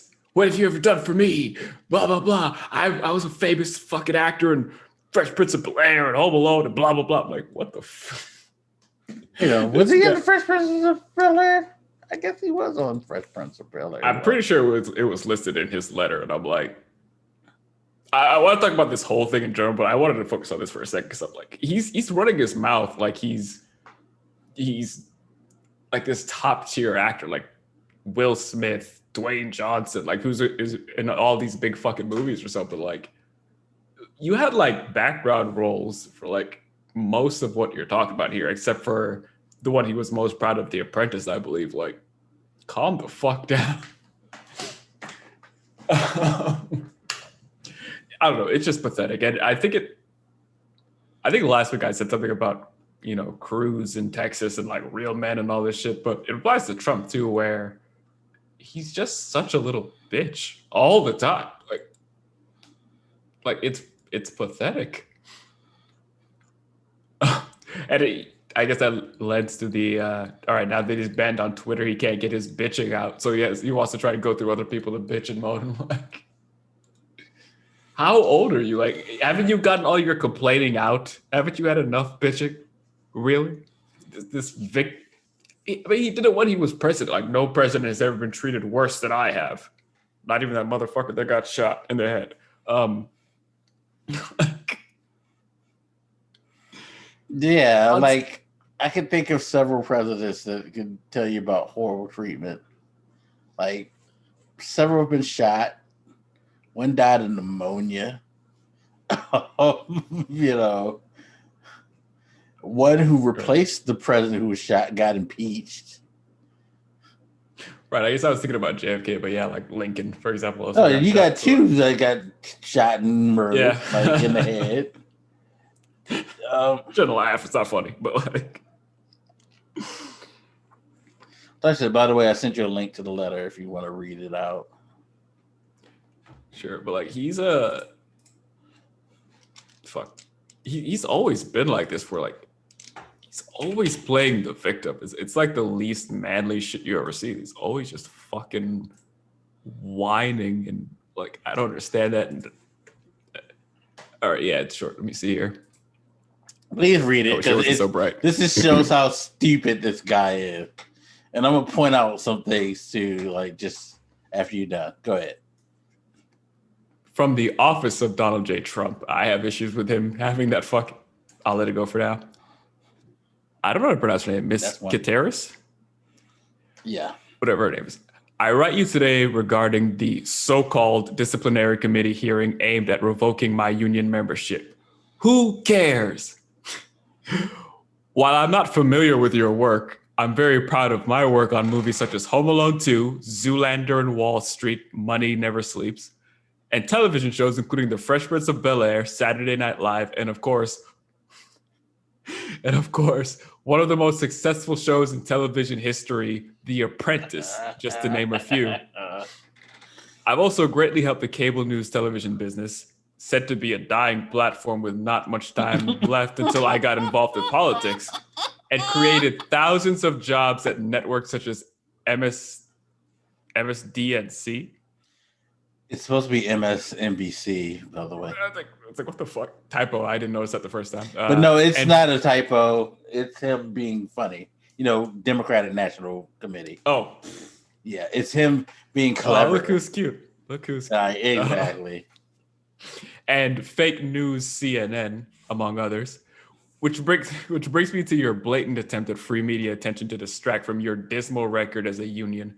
Your organization has done little for its members and nothing for me, besides collecting dues and promoting dangerous un-American policies and ideas, as evident by your massive unemployment rates and lawsuits from celebrated actors who even recorded a video asking, why isn't the union fighting for me? These, however, are policy failures. Your disciplinary failures are even more egregious. I no longer wish to be associated with your union.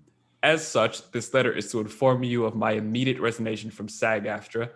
You have done nothing for me. Regards, President Donald J. Trump. And it does say president there. I'm not. Mm-hmm. And then he signs it. But go ahead. You got some comments. All right. So let's start from the beginning. Office of Donald J. Trump. That's not the presidential seal, by the way, people. It's like a variation of the U.S. seal, which clearly this man's clip art is immaculate for him to find something like that. To be as close as possible. So kudos to whoever runs your clip arts department for you to like put in that so you can make it as official as it can be. Nobody's buying it though, because nah. Second, he starts off talking about the disciplinary committee thing, right? And says, who cares? Keep that in mind because we're going to get to the why that's important.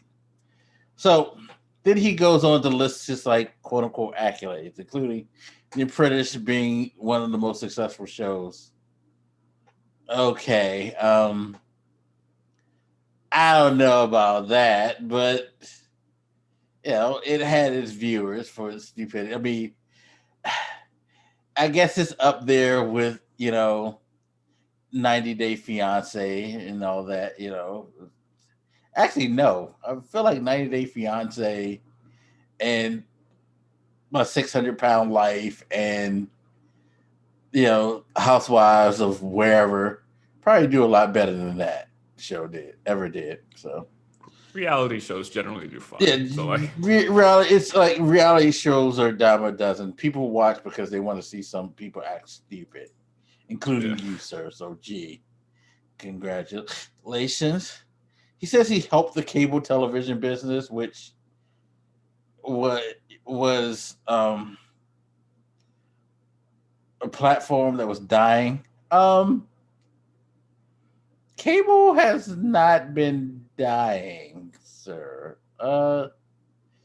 Yes, streaming services are getting a lot more attention. People are cutting the cord, but wasn't nobody getting cable just to see you on TV? Like, No, to be clear, you said cable news business, television business. okay, so cable news really hasn't changed that much. And it wasn't dying because people who want to watch the news watch the news. That's just the way it's always been. Sure. I mean, I think a lot of people have become somewhat more politically interested because of him, but if they weren't already watching the news, they probably found some other bullshit sources anyway. So it's not like. Yeah, no, CNN wasn't starving for money before Donald Trump. They ain't starving for money after Donald Trump. That's just ridiculous. I'm surprised he didn't mention Fox News though, because I felt like he should have took a shot at them for betraying him, quote unquote. I guess he didn't want to do that. And then he talks about the dismal record as a union and blah blah blah.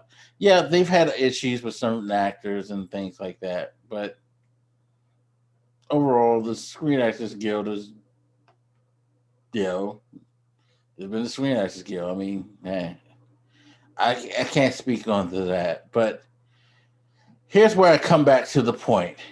He ends it by talking about, he no longer wishes to be a part of the union and he's informing them that his immediate resignation. You know what this guy just did? He pulled the "you can't fire me, I quit." Because they were going to get rid of him anyway. So instead of waiting to see if they were, which, there is a possibility that they weren't going to revoke his card. I mean, I can't think of anybody pressuring the Screen Actors Guild in doing that. I mean, he wasn't going to get any movie offers anytime soon, unless it was in some trashy B movie, I'm sure. So why you quit?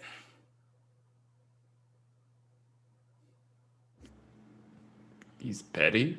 I mean, the line that got me was what he said, "While I'm not familiar with your work, I'm very proud of my work." And then he goes on to list a bunch of shit that he barely had any real fucking. But, we could loop that back around. He's not familiar with their work, but he knows about all the stuff that they fucked up and how their policies are failure. You don't know what they do. So how do you know if their policies are failure or not? You just said that you are not familiar with what they fucking do. The point of the statement, I think, is to just make them look like they're beneath, but I'm up here. Just this extreme level of pettiness. When you wrap it around to what you actually said, it also can be interpreted that you have no clue what the fuck the Screen Actors Guild is, but you're trying to say that they're this organization that's been bad.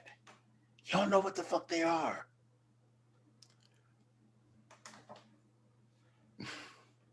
And no one ever accused Trump of consistency. So, no. And he generally took that whole part with the MSDNC and fake CNN news and shit like that. He literally just took that whole part to tweet. That's exactly what he did. He can't tweet, so he tweeted in this letter.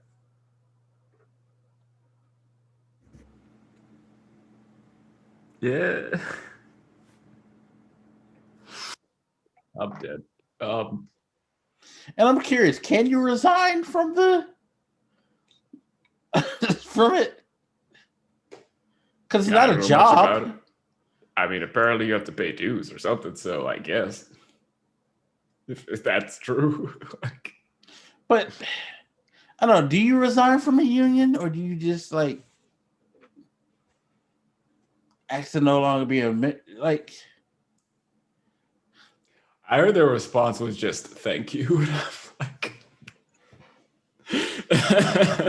I mean, he made their lives a lot easier because they don't have to hold a meeting. They don't have to go through the motions of actually doing a vote or anything. Like, yeah, they don't have to have a discussion. Okay, cool. This all just shows how incredible his ego is, because apparently part of the issue with his last set of lawyers that left before this impeachment shit was he was kind of insistent about them bringing up this argument that the election really was stolen, and apparently they were like, fuck that. Might have also been some contention about payment or something, I don't remember, but like, that's how it's like back when he won the election and he couldn't shut the fuck up about Hillary. You know, like, even when he won, he was still like, no, I want the popular vote. This is bullshit. Like, his ego will not allow him to let certain points die. Even when he like flip-flops on all other kinds of shit, like if it has something to do with his ego, that's never going away.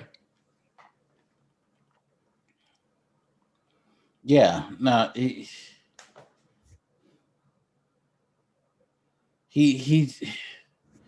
I've said it before, and I'll say it again. He's a fucking child. Extreme narcissism. I mean, like things like the gun control debate, where he was on the whole Democrats are trying to take your guns away shit, and then after a couple of school shootings, he was like, yeah, maybe we should just take the guns first and ask questions later. Fuck it. Like, he doesn't have any real consistency, but if it's about him, you can bet your ass he'll never, ever let it die. No. But I think it's interesting to, maybe this sounds kind of fucked up, but watch him flounder like this. Like, he doesn't have the outlet of social media. He's not the president anymore, so he doesn't have, the bully pulpit of the presidency to kind of shout shit over. I don't really see him talking to anybody on the news in terms of like an interview, or maybe I'm just missing it, but like, I haven't seen any clips from him on like Fox or anything like that. Yeah. It's like he just kind of fell off the face of the earth, and he's just struggling to deal with that. And he's got these upcoming impeachment shit coming up. The business issues with, the bank saying fuck you. Like, it's all kind of going shitty for him, and he's just kind of spiraling. And like, it's just kind of funny. Yeah, like he can't go back to Mar-a-Lago for more than a couple of days because they want to take his property. Like, he's just poor Ting Ting. Just not having a good. He's not having a good time right now. Yeah, because like we can still talk about him a lot because of the damage his administration did the last 4 years and that we still have to deal with. But like, him as a daily president is far less lethal than it used to be. Yeah, and I think that's part of what's fucking with him too a lot, is that we can continue to talk about him and put him in the media, but there's no positive counter. There's no way that he can like, there's no press secretary to go out there and hype him up. There's no social media account for him to prop himself up. Like, he can't like retweet any like wacko who says something positive about him or agrees with a point of his. Like, he does not have a major outlet. Like, nobody's, like you said, nobody's trying to interview him or anything like that anymore.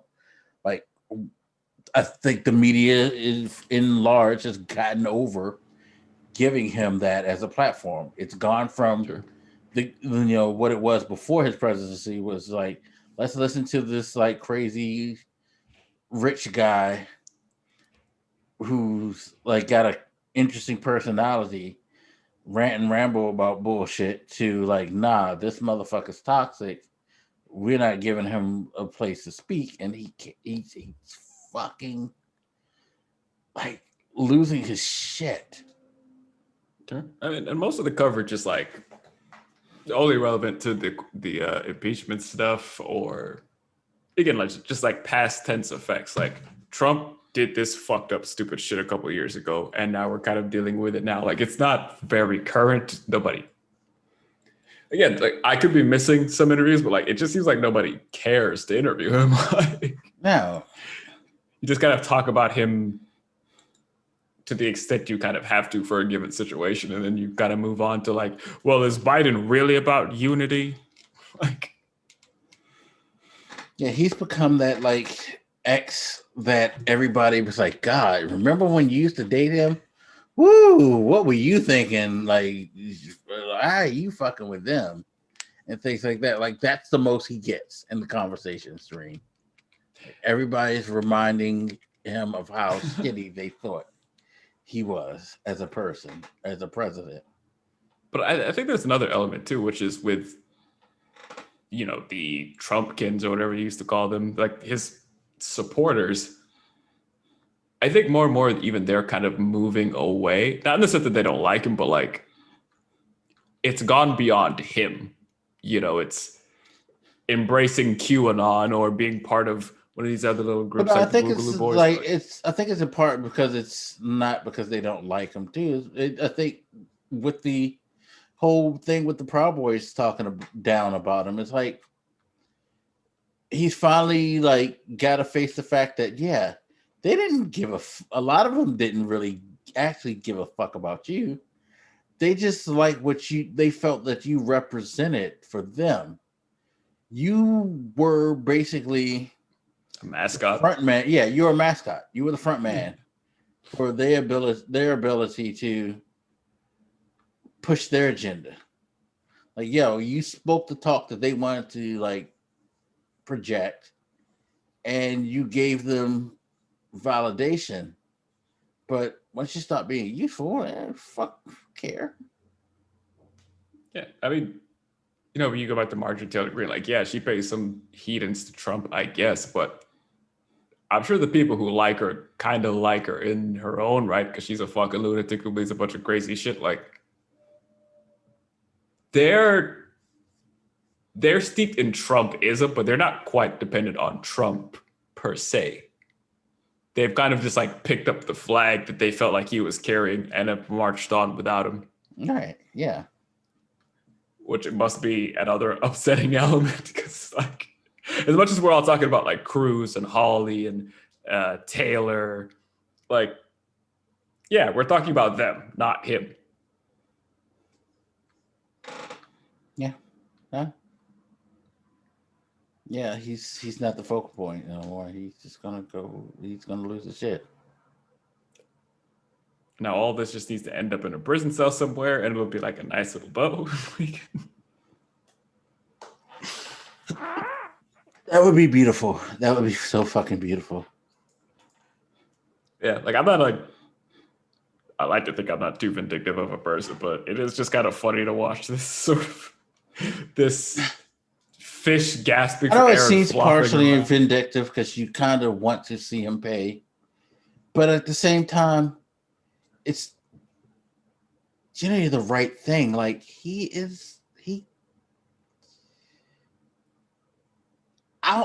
doesn't deserve to like get away with this. Nope. Like under the idea of law and justice, he shouldn't get away with it. It's the same way you would think about someone who killed someone, but there's not enough evidence. You don't want to see that person get away. Here, you kind of have evidence enough to convict them, so he shouldn't get away. And if he does, well, what the fuck is going on? Because he shouldn't get away. And if he does get away, everybody's going to be mad again. But I don't think everybody's going to be as mad as they think they are, because I think a lot of us all feel that, yeah, he's going to get away anyway. So. But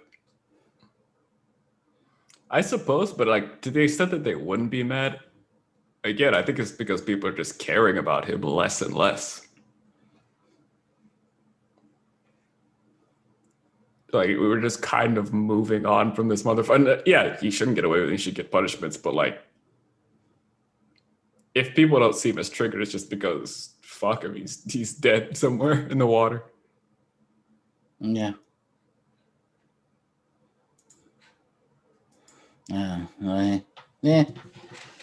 We'll see what this impeachment is going to be like. I'm not going to be too keyed up on it because I'm in the camp of I don't think he's going to get his, what legally he deserves. So, man, it is what it is. I don't know.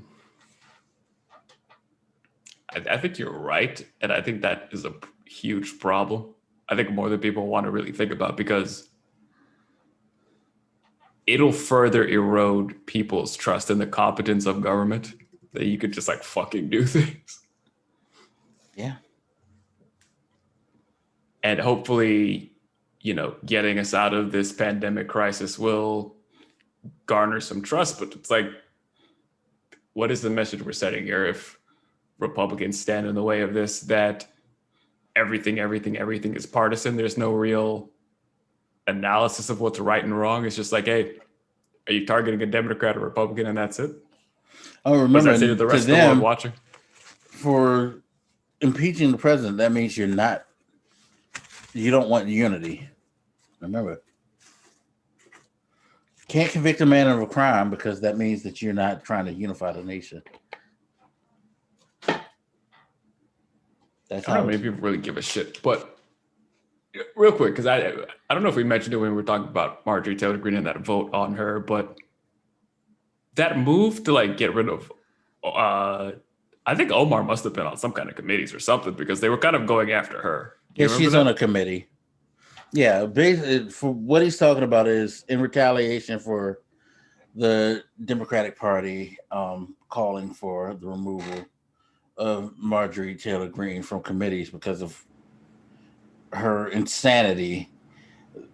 The Republicans drew up an article asking for the removal of Ilhan Omar from her committee positions because of her comments about Israel, in which she made a comment about how, like, basically saying that she don't let the Jewish people fool the world. She was referring to Israel, but saying it that way, of course, is going to be 100%, taken in some cases as a slight on all Jewish people. And that's their thread of argument.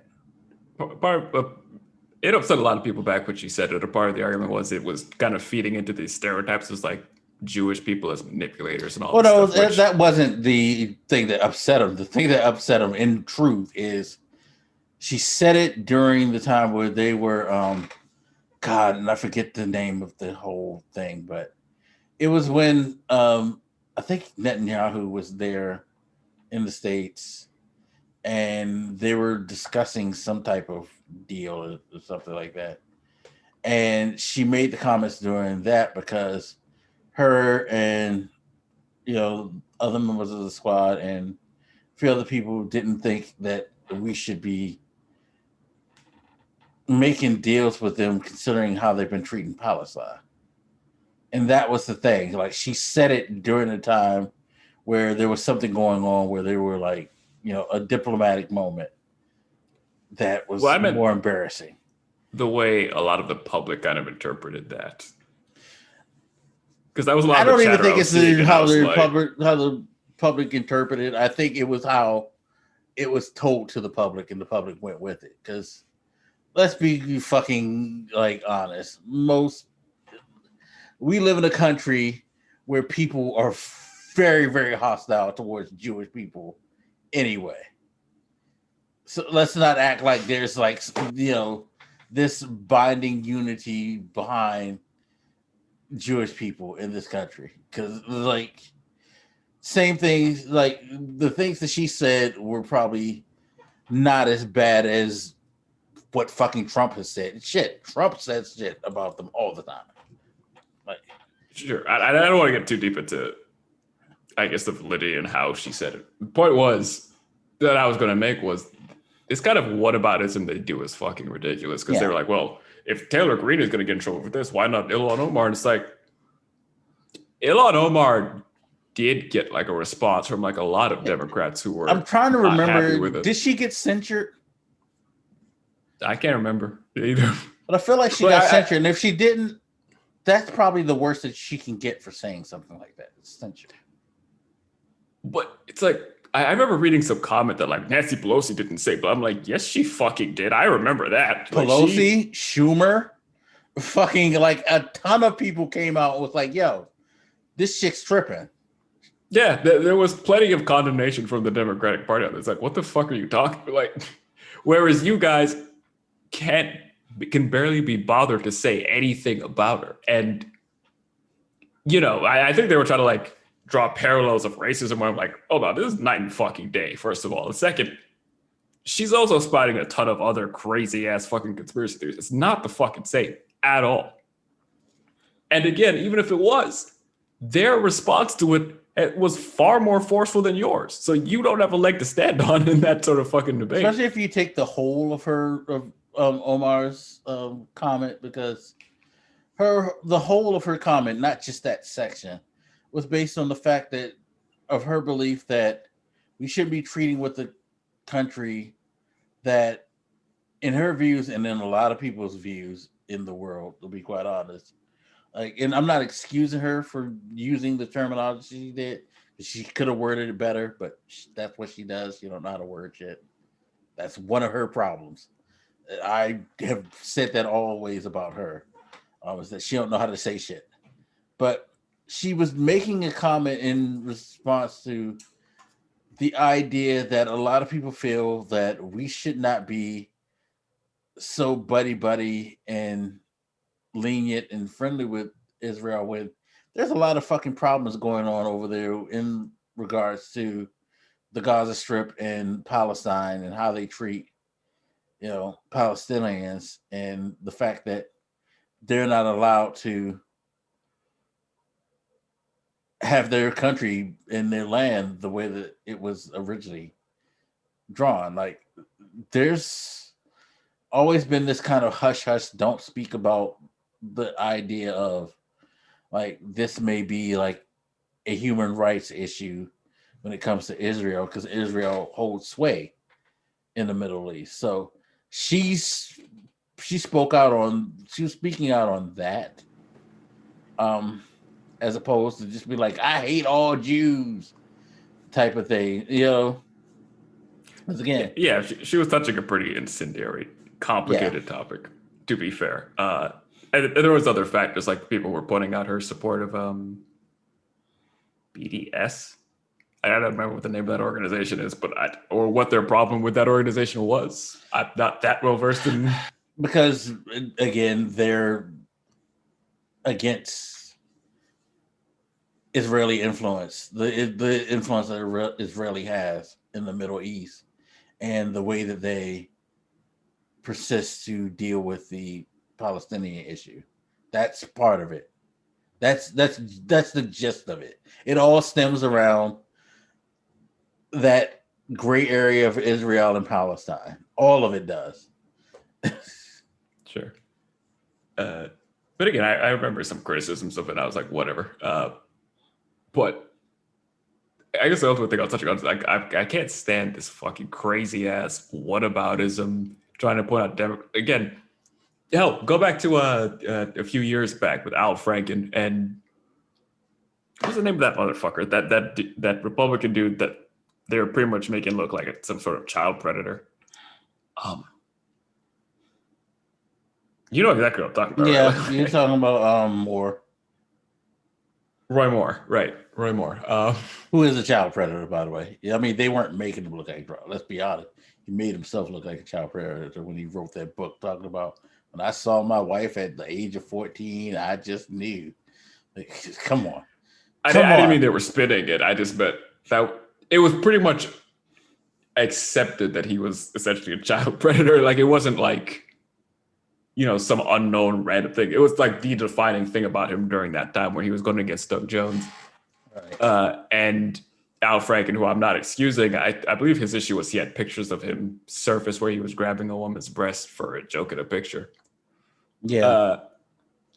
Note the responses between each party for that. The Democrats were all over Franken. I don't even know. I haven't heard a fucking word from this guy ever since. Franken quit. Franken was made. The Democrats urged him to quit. He left the party. This man was actually supposed to be running in 2016, by the way. He was going to run for president. Everybody thought that he was potentially the next Democratic president at the time. It's like he was some random ass. He was pretty popular at the time. And he was forced to quit.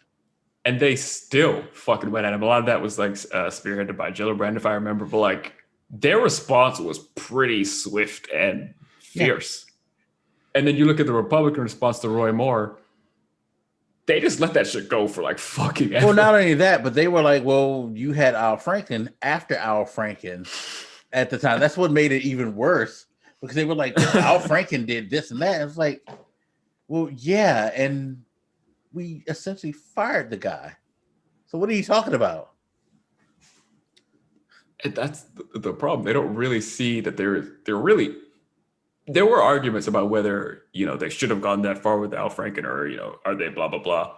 Put that shit aside. But the thing they is, at least deal with these fucking problems. And let's be fair, it's not like they like.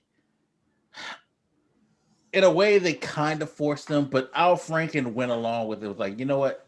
I'm going to be a problem. This is going to be a big deal. And they went to Al Franken and they discussed it with him, and he agreed. And he stepped aside. He didn't have to step aside. He could have. Let's be honest. He could have been like, "Fuck you. You want to get rid of me? You need to make this official." He let it go himself. He was like, you know what? Yeah, like. This is going to become too big of a political issue. And for the good of the party and the good of of Congress, I'm just going to step aside so I'm not just like this big albatross around your neck. And he did that. He graciously did that. Again, Roy Moore, no, fuck no. He went out and started riding horses through town and like, yo, vote for me. I don't care. He didn't give a fuck. And you guys doubled down and was like, yo, you're attacking this man, but what about Al Franken and all this shit? It's like being unfair, making him look bad, but like, oh my God. Like, and I think that's part of the reason the Republican Party's in the state it's in. Like, there's sometimes people arguing that, the wokeness of the left, they're a little too aggressive in certain things. And I can kind of see that because I was reading an article the other day that made me like shake my head, but about Bernie's white privilege. And I was like, what the fuck? Because that fucking mitten shot, white male privilege. But regardless, they at least address these sorts of things. Whereas the Republican Party just like lets it fester, ignores it. Anything that kind of in the moment gives them some sort of political advantage, they'll just fucking go with. They never did the work of removing the more radical, crazy elements from their party. If anything, they supported it. And now they're in this situation where half their fucking party is maniacs because they just never fucking... It's like you have a roommate who like just doesn't clean dishes. You know what I mean? Like they just kind of sit there, fester, fucking get gross. They don't do the work of keeping their party sane. And now they're in a fucking disaster. Yeah. I mean, what's that fucking racist? Oh my God, I can't remember his name now. Who? He was like a white supremacist, like King something. Oh, what's his name? I forget the first name, but I know you. He's like a senator in Iowa or something like that. I think it was Steve King. No. Yeah, that's it. Steve That King, is it. He was known for like tons of racist comments and shit. I'm like, you guys did nothing about this motherfucker forever.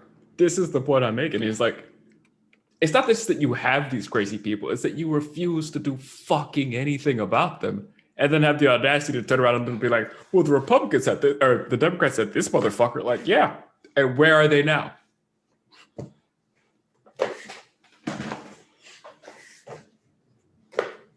Yeah.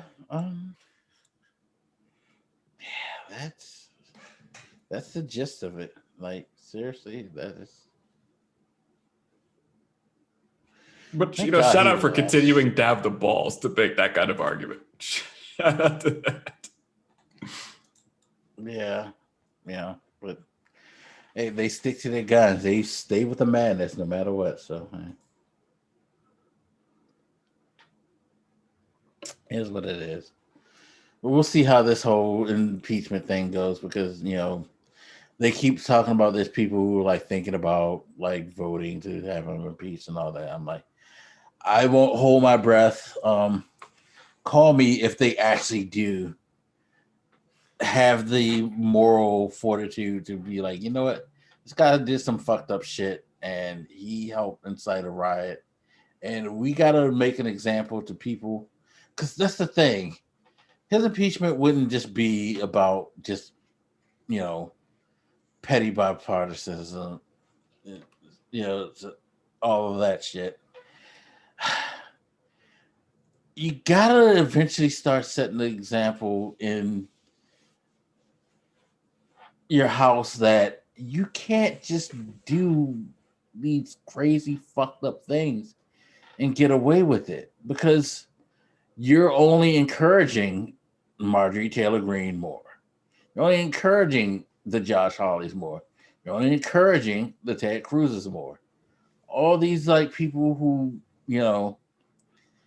even the Republican Party probably see as a problem. You're just going to make them a worse problem if you continually let Donald Trump skate because you want to like throw out this message of, well, it wouldn't be right because it wouldn't unify the country and blah, blah, blah. You shouldn't want to unify with the people who believe in the things that Donald Trump has fucking, spewed over the last 4 years or has encouraged over the last 4 years. It's not what you want, to be in unity with. It's the type of shit that you should denounce and then run back to the policies that made people like you. Okay. I'm just saying that's what they should do, but I know they're not going to. Well, I guess my hesitance was they really just haven't had policies for a long time. Like, what was Trump's it's been a while. platform? Really? That's the thing. Like, really, what was Trump's platform? Yeah, I know. Build a wall? I totally agree. I'm just saying, like, at some point in history, I'm not saying in recent history, because I got to tell you, if I had to, like, point to policies, I would have to go back to Bush Sr. And even then, I would be hard-pressed to tell you exactly what it was that they were generally about, other than conservatism as far as economically speaking. Presidential campaigns have like, wide-ranging platforms, obviously. But for Obama, for example, a huge thing with him was the healthcare bills. It's a huge thing for that he kind of ran on. Or even Biden, just the idea of fucking unity, of getting shit done. Like, and with specific goals, like COVID relief was one of his big things, obviously, because that's the moment we're in. He's talked about a lot of shit, to be honest, and he's writing the executive orders to back them up. But you look at the Republican Party, what was it? Repeal Obamacare. Repeal and replace, excuse me. And then could never be bothered to explain to replace it with what. Like, they just don't have policies to attract people. I think that's what makes it so easy for them to just kind of bank on madness, because they don't have anything else. There's nothing that they can offer the public because they don't actually want to do anything. Yeah. I can't tempt you with like, if you let me, we'll get this done, because I literally have nothing to fucking say. Yeah. It's the general idea of it all. So I do think you're right, generally, but I think the first step is to actually have some vision, have something you want to do, so that you can actually present it to us. Yeah. And no, fuck the libs is not like a thing to do. Yeah, it has to be a little bit more than that. Yeah. It could be something stupid. Say like you want to get us to Mars in the next 10 years. Something like some kind of fucking thing. Like tell me what you want to do. And then I can yay or nay that. But like, yeah, it would be appreciated, but nah.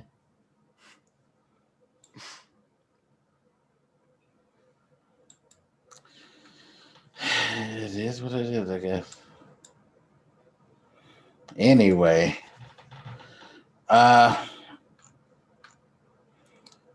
only thing I can say is watch WandaVision. That's the best thing to get from all of this. Watch goddamn WandaVision and feel better about your life. Although thinking about it, WandaVision is on some trippy shit, so it might not be the best thing. Because it's kind of seemed like it's ultimately leading to something depressing. So I do like though that you don't have to be like a deep comic book fan or anything to keep up with that show. Like, nah. if you've watched the movies and shit, like not even the other shows. Like if you've just watched whatever movies Wanda and Vision have appeared in, you're fine. I think that's pretty accurate. Like if you've just watched like Infinity War, I don't know that you have to watch anything else but Infinity War, to be honest. I think Vision first appears in Age of Ultron, and then there's some stuff in Endgame or whatever. Like you don't really need to know just get much on of anything going in. if you want to like precursor. I'm sure somebody's done a video to prime people for WandaVision. Sure. Watch that. I talked about like the comic book references, and they're dope if you read them, but like they're not necessary. They're not even that helpful because, like, again, it doesn't follow the same route that it took in the comics. It's if anything, I can see that it takes inspiration from a few stories: House of M, Tom King's The Vision. I don't know where like a couple of the other characters would have come from. I guess just kind of random relations. So like, I won't say more than that because I don't know that you guys know who else shows up in the show, but like, it just kind of pulls from everywhere. So you can definitely enjoy it without having to be a comic book nerd like some of us.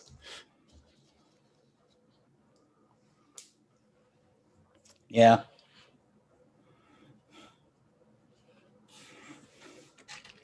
Yeah.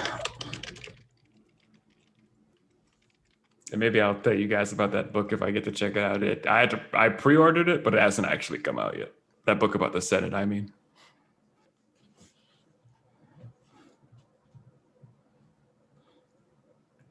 I think it drops next week. Yeah, you read that sad shit. Like, put sadness on top of real life sadness. Come on, everybody wants to know about the Senate. How we got so fucked.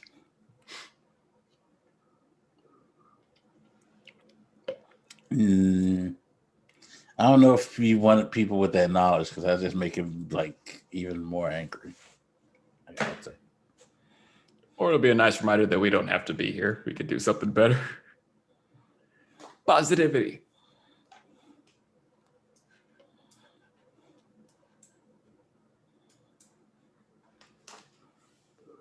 Yeah, I guess. All right. Let's end this fiasco because I need to go to bed and I actually need to go to the bathroom too. We've rambled on long enough. All right, everybody. Thank you for listening, for watching. Hope we haven't depressed you too much as usual. But hopefully you guys will keep coming back and